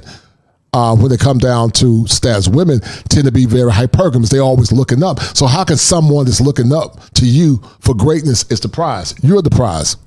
She has prize worthiness, and she is a prize in her own right if you choose her, but she's not the prize until she's chosen. And that's what you men must understand, because Water seeks his own level. Shout out to Ron Wills and BJS Ipmore. So let me get this. Let me show you guys something. This is Dr. Tommy Curry. Dr. Tommy Curry talked about something called the man knot. That's what Dr. Curry talked about. And we're going to look at Dr. Curry's breakdown. Dr. Curry is an esteemed professor, similar to Dr. T. Hassan Johnson. And he talks about the dilemmas of black male identity, Dr. Tommy Curry. And he talks about why is intersectionality approach to racism problematic. So basically what intersectionality does, it talks about the strings and the stratus of what of different struggles in society, where there's sexism, racism, genderism, it all meet at an intersection. It's called intersectionality. And basically what he's trying to say that, and I'll let you guys hear it, why is the intersection approach to racism problematic? Because perhaps the struggles of racism, I'm going to guesstimate, it's not mutable, and the conditions are not the same with other things. You can never mask your blackness, but you can mask certain aspects about yourself if you're from other so-called minority groups. So I want you guys to listen to Dr. Curry as we break this thing down. He is the author of The Man Knot. And one of the prevailing thoughts of the man knot is, am I not a man? Am I not a man? Am I not a human? Am I not more than a utility? Jurisprudence is a contingent and constructed phenomena. The addition of sex to Title VII jurisprudence of legislation was the effect of the National Women's Party, a conservative feminist organization, actually trying to stop Title VII legislation from benefiting black people. So in order to kill the legislation, they said, let's introduce sex to the debates. So the congressional debates show that they thought they were going to stop black civil rights gains, affirmative action, etc., but ended up adding sex and then redistributing the economic benefits like affirmative action, entrance into college, etc., from black people who had marched during the civil rights and died for those rights to white women. That's why we see that after the 1960s and 70s, the primary beneficiaries of affirmative action were white women, not the black people who marched and fought for civil rights in the United States. Now, taking that as a historical backdrop, you ask yourself, what is adding sex? Shout out to my man Kevin White for the 5. Kevin White, I apprate it. And you are dynamite. Thank you, sir. Thank you, Kevin White, for that 5. Thank you, sir. Because you are talking to kid a dynamite. You're dynamite.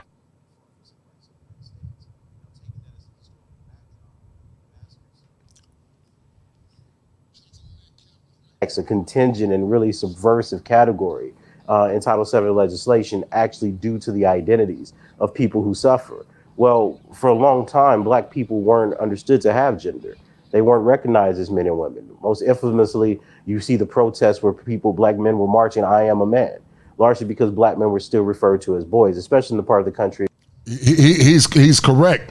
And when you talk about the struggles of masculinity, like Tavis Smiley said, when white America get a cold, Black America get the flu.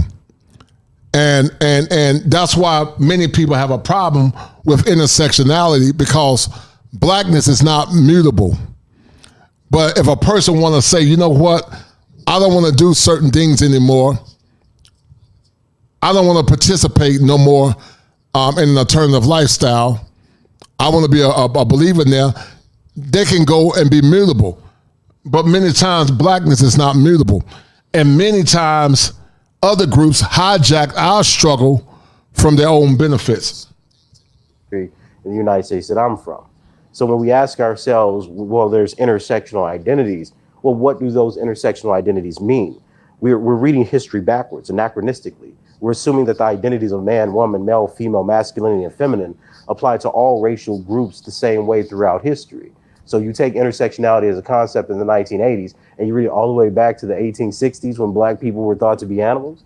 You know, it's this kind of lazy intellectualism that I have a problem with, because we'll adamantly state that Black people weren't seen as humans, but somehow we believe that people respected their sexual orientation and their gender identities. That seems almost silly when you say it that way, but it occupies a central place in how most intellectuals try to reread and revise history to fit the idea of the theory. I think one of the most impactful criticisms that I have of intersectionality is just many of the intuitions we have about it are false. So when you say things like race plus class plus gender,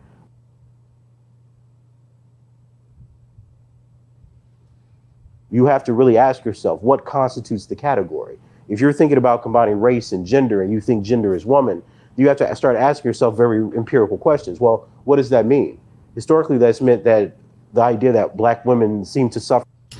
Shout out to my man, Gregory Scotland, and also to Kevin White once again. He said, Coach, you hit the nail on the head when you said a few weeks ago that Black women list a golden opportunity to understand men in this space. They wanted power. Yes, it was about power. It was about trying to change the narrative to fit their own selfish agenda, man. It was definitely about power, because it was about civility and brotherhood. You will never ostracize men publicly. You will have done it in private.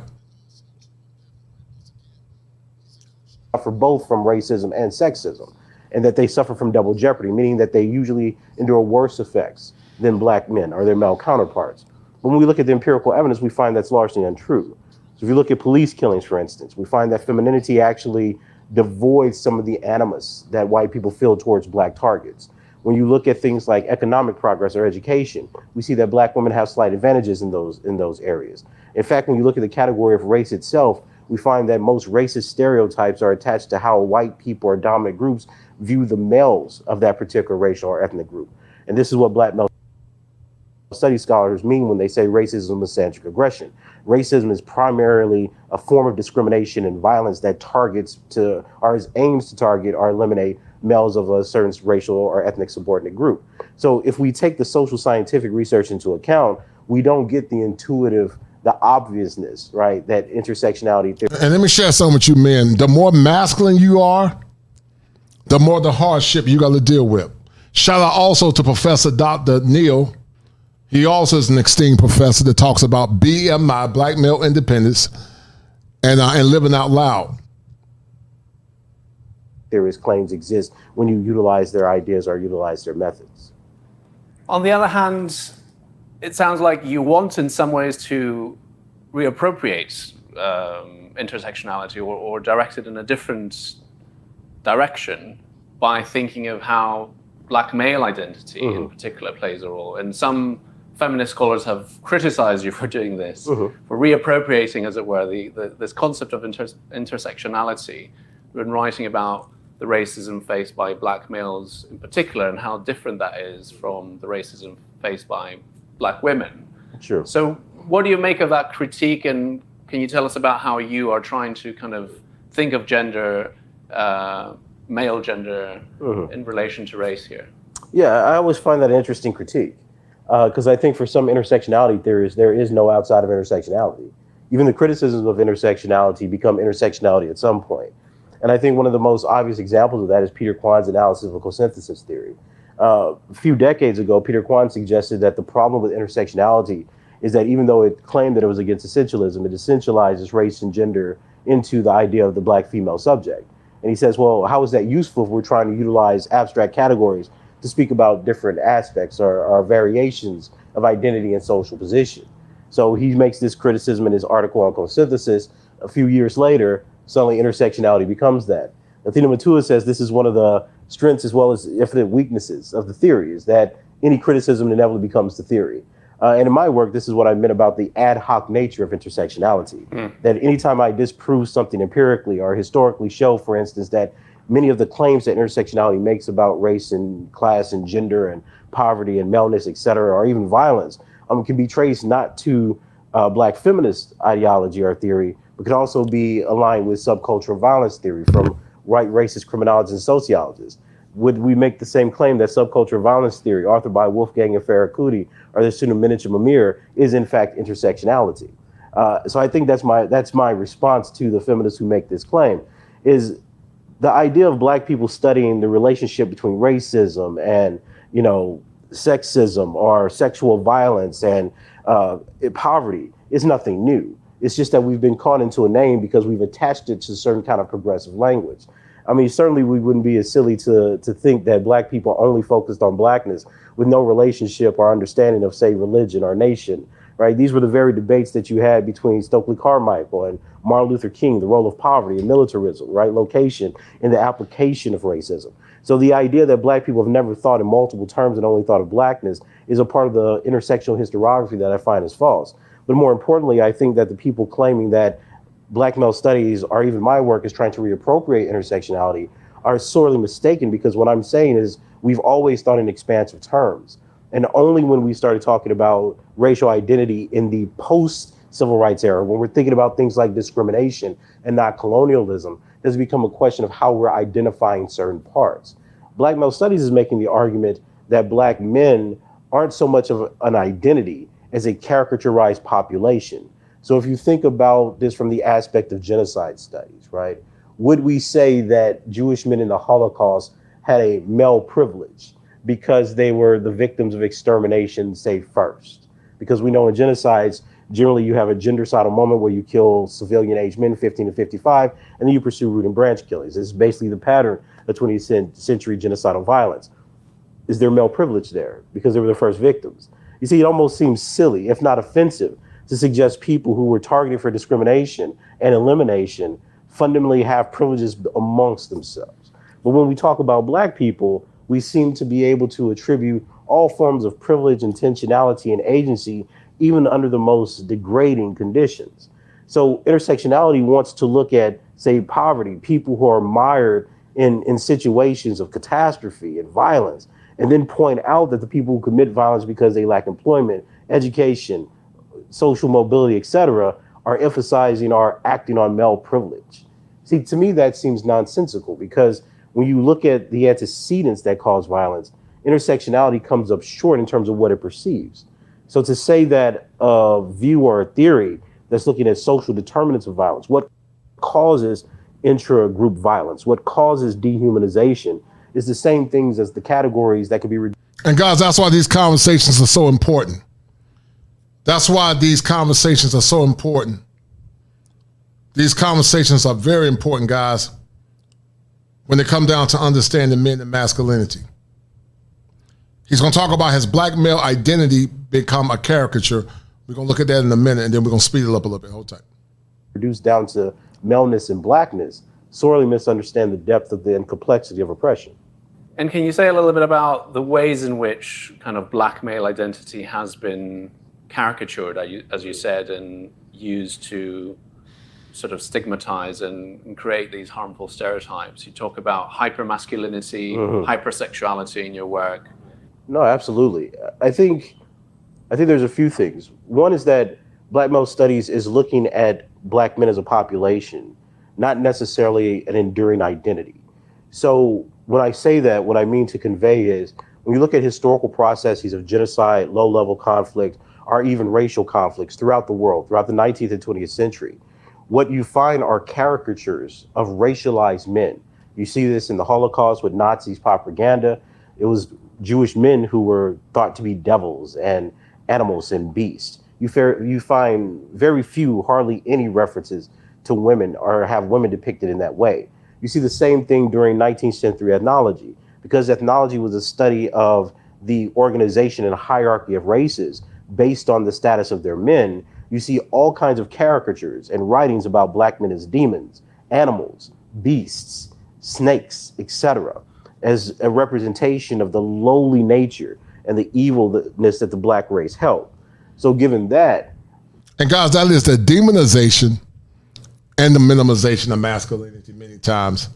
And many times that demonization and minimization is seen in predatory language. That's why you have to be very careful who you deal with and who you move around with. Black men then epitomized in our modern day this process of racial caricaturization that legitimated violence, genocidal violence at sometimes, and really do mark the process of dehumanization. So today we see this with black men in terms of the threat they pose to women and children in their own group.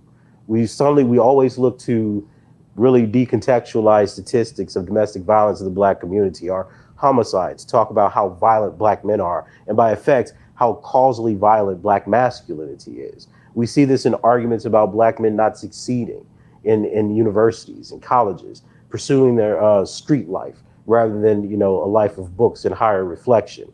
All of this is based not on the fact that we're actually observing sociological phenomena, but we're using decadent racist theories which hold that black men have lower IQs than their white counterparts and their female counterpart to explain why we think they turn to a culture and practice of deviance. Hypersexuality, hypermasculinity, these ideas that black men are not balanced, they're not mature, they're not developed, that they're always in some excess, be it predatory or be it savage and primitive. And guys, that's where you had to explain it from the female therapist that minimized masculinity and tried to say that men were too emotional. And sadly, guys, some of us live up to the stereotypes. That's why we got to do the shallow work and the work ourselves to overcome those stereotypes. But sadly, regardless of what you do, is never good enough. And that's why you got to continue to focus on yourself. That explains why they have such a lowly position in terms of criminality, deviance, and downward mobility compared to their female counterpart in whites. These theories are trying to explain why populations don't have the same status of civility and humanity that others do. And when we frame it merely as a problem of identity, I think we often miss the historical processes that are involved not only with black men as a specific case study, but racialized men generally throughout the history of imperialism, colonialism, and patriarchal dominance. So one of the approaches to studying race that does employ this kind of historical method to some extent, and the kind of looking at material conditions and not just at the kind of ideas of identity that can become a bit rarefied, is critical race theory. Yes, yes. What do you make of the fact that the right is so afraid of school children and university students learning about critical race theory? And on the other hand, their true understanding of the diagnosis, right? Many people evaluate Bell's claim of racial realism, which is really the kind of product of his racism is permanent thesis, merely as a rhetorical and pessimistic doctrine. But I would urge people to really read what he's saying, because he's utilizing semi-colonial analysis. He's arguing that black people in the United States are basically an internalized colony who are economically exploited and never fully participate or have the guarantees of civil and human rights. If you take that picture of reality, then it would seem that people that are meant to be used for labor are deemed expendable for your political projects and interests. Of course, they wouldn't be ever able to be fully incorporated into the Republic. Now, other scholars like Jim Sedanius and Felicia Prado have made similar diagnoses looking at the evaluation or the construction of hierarchies within white supremacist capitalistic societies, right, with capitalist surplus. They've come to the exact same conclusion. And they're using economics and psychology to not only talk about the mindset that dominant groups have of the outgroup, but also how hierarchies are constantly built up and reified, both in terms of ideology and belief systems, and in terms of capital acquisition. So if you think about a world where the dominant in-group, in the case of the United States and the UK, white people, will construct their identity and organize their society to extract resources from those people who are poor to sustain the group, their own group's interest in existence, then one would ask the question, well, how then do you undo that if you don't undo the structures of economics, education, government, etc., that keep these dynamics alive? So I often think that the white liberal and the progressive believe so strongly in the moral force of their ideas that they overlook the material. They overlook what the social scientific evidence points them to. And because that's such a fate that they don't want to endure, having their world undone, they say, well, it becomes impossible or fatalistic. But we have to think of it in this way. Black people have endured enslavement. They've been through several acts of genocide when we look throughout Africa and the diaspora, and they still struggle against these colonial and neo-colonial apparatus. They fought against apartheid and brought about a post-apartheid. So the question of what can be done or a solution doesn't seem to be a problem for the people who are oppressed. It seems to be a problem for the consciousness of the people who want to endure the same economic and political privileges of a system built on unjust enrichment in relationship to a group of people who are trying to tear it down precisely because those structures bring about oppression, suffering, and tyranny. So when we ask that larger question about what's to be done, I think we really have to kind of humble ourselves next to the traditions of struggle and protest that every other oppressed group seems to be able to find and muster throughout several centuries versus the white liberal who wants a quick fix-all. And this dynamic, right? This dynamic of violence, this dynamic of murder is exactly what Black male studies is highlighting. Black male studies starts from this kind of pessimistic rendering. It just asks a different question.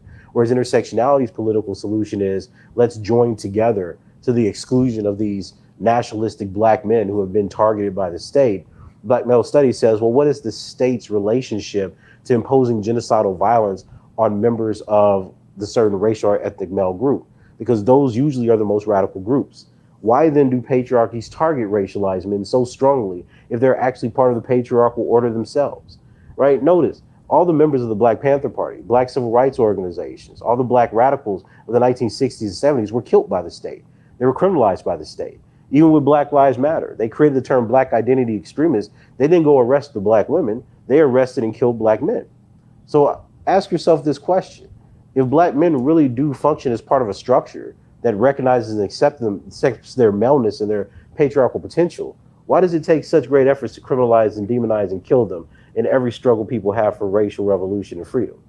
See, the continuum that we have about pessimism, or Derek Bell's proclamation, is evidenced by the way that violence is divvied out amongst oppressed people. Who gets killed? Who dies? Why do you sterilize Black women? You sterilize them so you don't have more Black men and boys. Why do you fear Black men and boys? Well, their militancy, their revolutionary thinking, the pure threat that they biologically and culturally have to the dominance of the white race. This is why they pass anti-miscegenation laws. Why do you have such negative caricatures of Muslim men, Black men, Jewish men, Armenian men, African men, Mexican men, right? There's a repetitive process here that we refuse to see because we're so clouded by our politics, by our liberalism, by our feminism, by our gender theory, that we don't want to see that the ways that people are dominated and colonized and exterminated from the face of the world largely depends on how they eliminate, target, and demonize their men. And I think that what we need now is a much broader intellectual and empirical basis for studying racism that moves us beyond the question of whether or not white people could be morally swayed out of acting like white people and enacting violence or even indifference towards the suffering of everyone. And based on what Dr. Curry is saying, that our struggles as Black men in the conversation of manhood, masculinity, and civility and civil rights looks different for other men because historically we've always been seen as the mule and the beast of burden. And that's why, men, it's so important for you guys to start to establish norms and mores that are consistent with your worldview and consistent with your work as a man. I'm going to drop the link, guys. And thank you, DJ. I appreciate it, brother. And call in for about 5 minutes, 5 to 10 minutes, under 5 to 10 minutes. I got clients to see in the morning. Let's have a conversation. So, guys, call in. You want to add to the conversation about the logo of being the man, the logo of masculinity. And we're going to keep it under 10 minutes. If some of you guys want to pop in and have a conversation.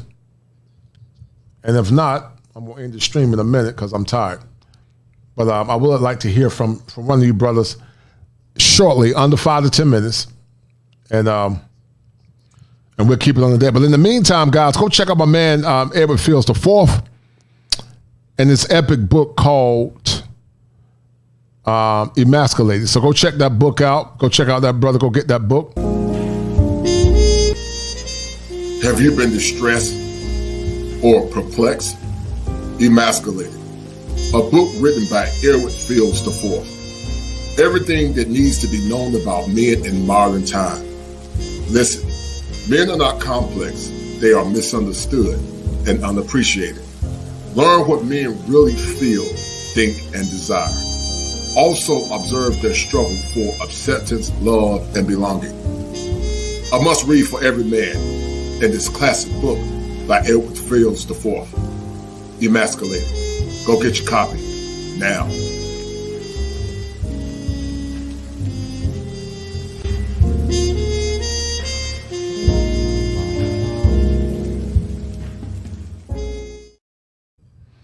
All right, guys, the link has been dropped. If you guys want to have a conversation, feel free to pop in and add to the conversation. But in the meantime, guys, I was always kosher. Before there was the manosphere, I was always advocating for men and speaking truth to power, and also advocating for healthy relationships and civility and justice for a community at that point that was stronger than what it is now. Before there was the manosphere, I was. Before there was the internet, I was. I was that signal male crying out in the wilderness for justice and equality for those that are downtrodden and broken, those that are voiceless. I was the kosher clinician before I was the kosher clinician on the internet. My plight and my war cry for justice and humanity is nothing fake, but I've always been kosher. Then sit back and get this kosher fire.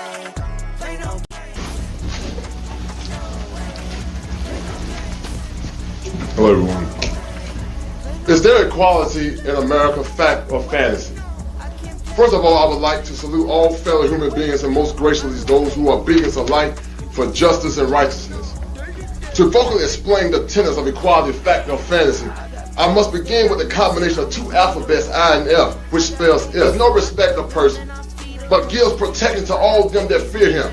So therefore I ask you this profound and non-scholastic question. If there was equality in America, will I be standing here today? You decide, fact or fantasy.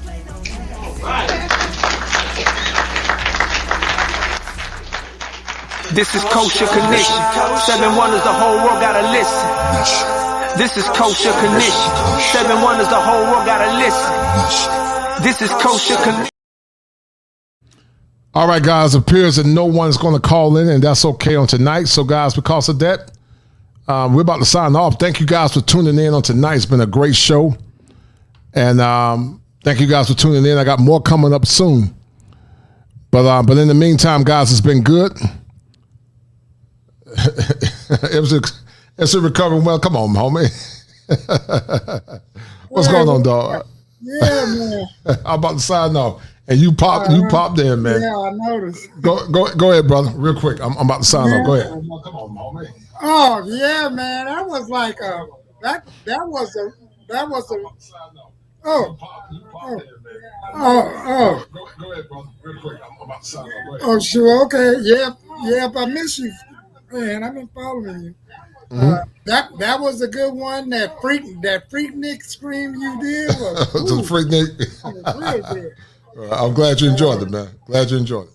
I was just kicking back, looking up a resource for my dad, and then the one you just did, it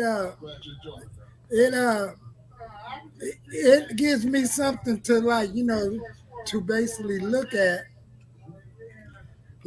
is because I have a 15-year-old, and on some days I'll be wanting to work out with him, and but I noticed when I took him around my father, told him to pick up some weights, he picked them up. But when it came to me, shit, I get pushed back. Let me ask you a question, MC Recovering. You always show love, brother, and I appreciate it. I'm gonna end the stream in about 5 minutes because I gotta go. Yeah. But what is the conversation that you have with your son, MC, about the struggles of manhood? You talk extensively about your prior relationships, how many times your concerns go on deaf ears. I want you to share with the audience some of the things you went through in relationships in the past, growing up in Cali and dealing with West Coast women. And how it impacted you and what information you're giving to your son so that he don't have to go do what you went through. That's a deep question because being out here in the fast lane of Cali and it's a diluted lane also. So it's more like it's more like once I've came up the age and now I got me a job and I'm like 4 or 9 years away from retirement. Now it's like my options is like, I ain't gonna say that they better, but what cracks me up, what I share with my son, I say, man, but it's like the women that you want early on, and then they didn't went through everybody. Now all of a sudden, I am looked at sometimes as the cleanup man. So that's what I try to teach my son, and I really admire the fact because I said it once before. He in high school and at this high school they wanted to change the dress code, and just him and a couple of other students wanted it to be kosher. And all the other schools looked at the ones that didn't want to vote the way of wearing the pajama pants to school. Women is wearing pajama pants in school. Yeah, I know. Little girl. So it's like, wow. It's deep. Hey, brother Terrence, show your face in the back. I think it's you, bro. I gotta always make sure because it's weirdos. Show your face in the back real quick, brother. So it looks like a lot of these behaviors starts in the home, and then how could it not start in the home? And all these radical things we're seeing. All right, brother. You good. Because I explained to my son the importance of him having me in his life. Dude, he don't sag his pants. Some of his friends have sag pants. And then, he pulls his pants up around me. He's shitty. He'll curse. But not around me. When he curse around me, he catches himself. But when he outside playing with his homeboys, they just being boys. Right. Real quick, Terrence, about to sign off, brother. Get off this mic. What's going on, man? How would you like to add to the conversation real quick? Hey, good brother. How you doing, sir? Another great show. Yep. Best show in the world deals with the psychology of the mind and the deep-seated causations of social phenomena as manifest in our broken, completely destroyed communities. Yes, sir. The show was about the white female who turned into, who transmogrified and changed herself into male/man. And it drove her to commit suicide because the societal pressures were so great. Henry David Thoreau, I think, said, "Society everywhere is in conspiracy against manhood." Interesting. But he left out one word, and that one word is black manhood. And Article 1, Section 2, Paragraph 3 of the Constitution of the United States is proof that black people are considered 3/5 or 60% of a human being. We're 60% human. That's why it's legal. They had a casual kill law where it's legal to kill a black man, and lynching is not illegal. And the proof of it, we can see the proof of it 3 days ago when the little black kid went to the wrong house and was shot in the head twice. And then he went to 3 other houses that would not help him, even though he had bullets in his head. So if we see how the phenomenon of this female trying to become a man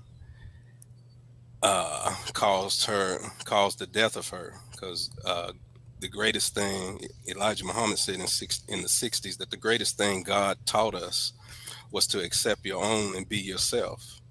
And then there's another scripture in the Bible that tells us, if a man puts on woman's clothes, you are to kill that man. That's the word of God.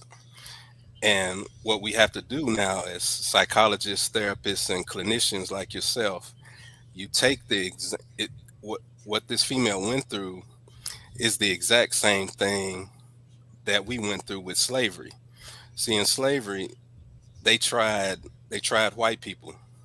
They weren't strong enough, it killed them. They tried the Indians. They weren't strong enough, it killed them. But they went and got the black man, the original man, the Asiatic black man, the maker on the cream of the planet Earth and the God of the universe.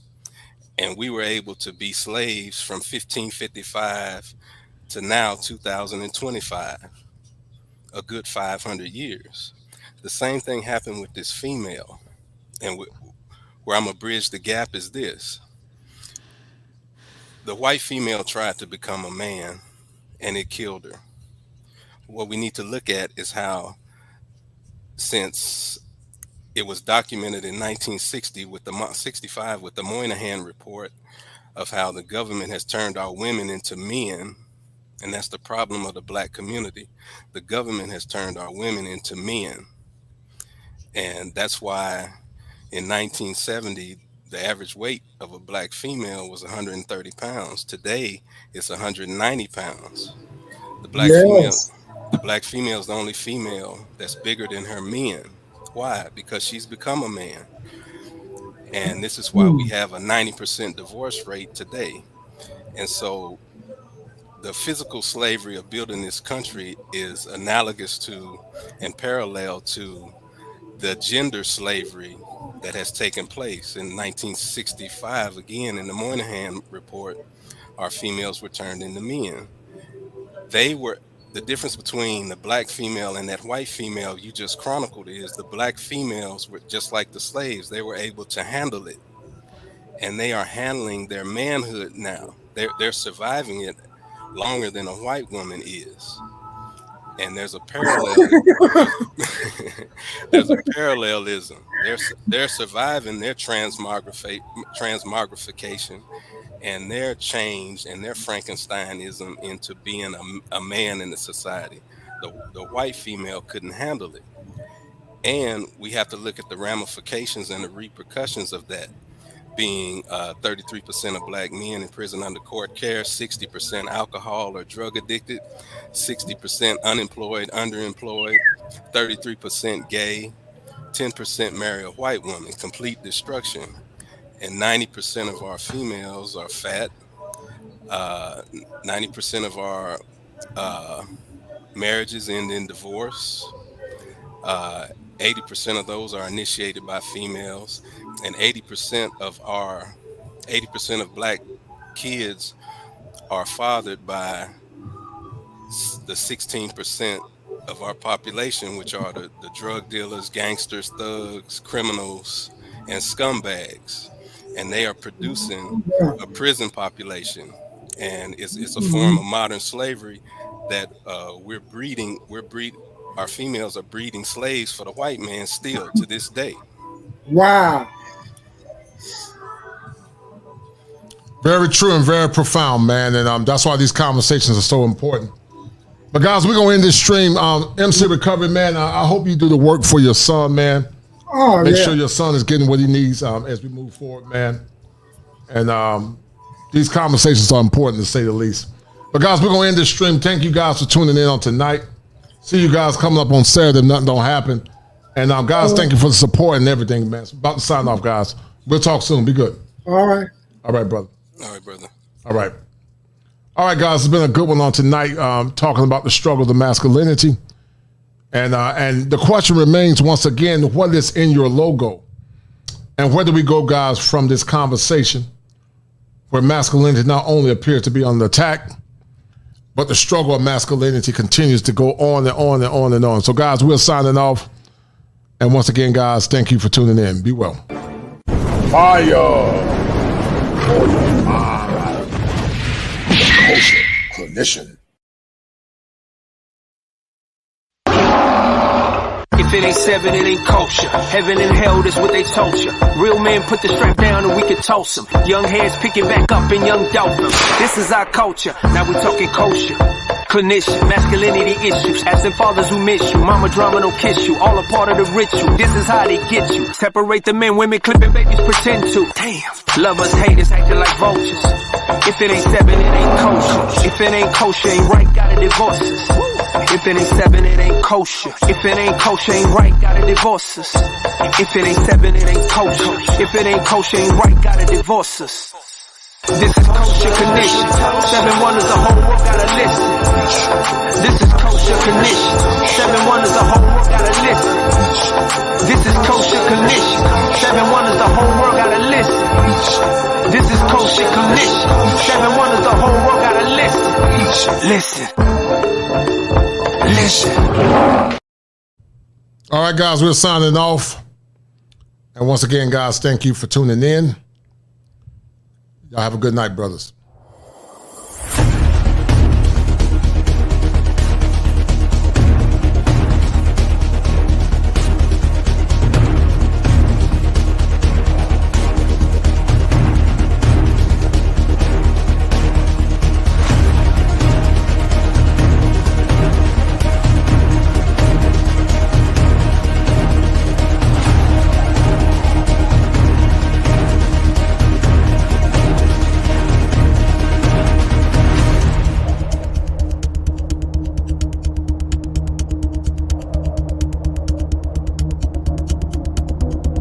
Pain.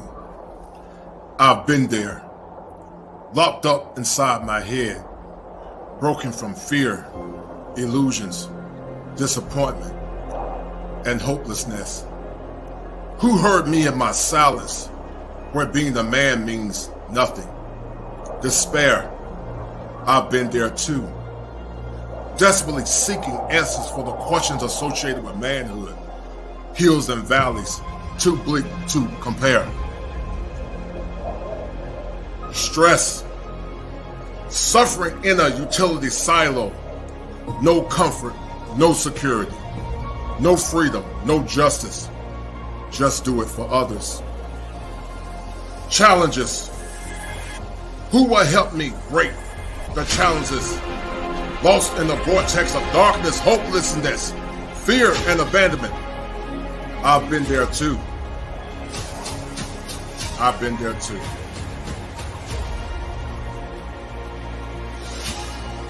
Take the next step to your destiny. Join me in this fight. Walk forward. Deep breaths. Head held high, men. Come join me, men, in the winds of time. Stories, hopes, visions, purified in the fire. I'm not a superhero. And I'm not the Reverend Knight. I'm here to help you. Join me, men, in this fight.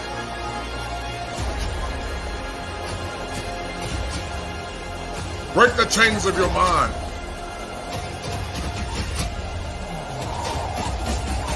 Let's do it now. For now is all we have. Fire for your mind. The Kosher Clinician.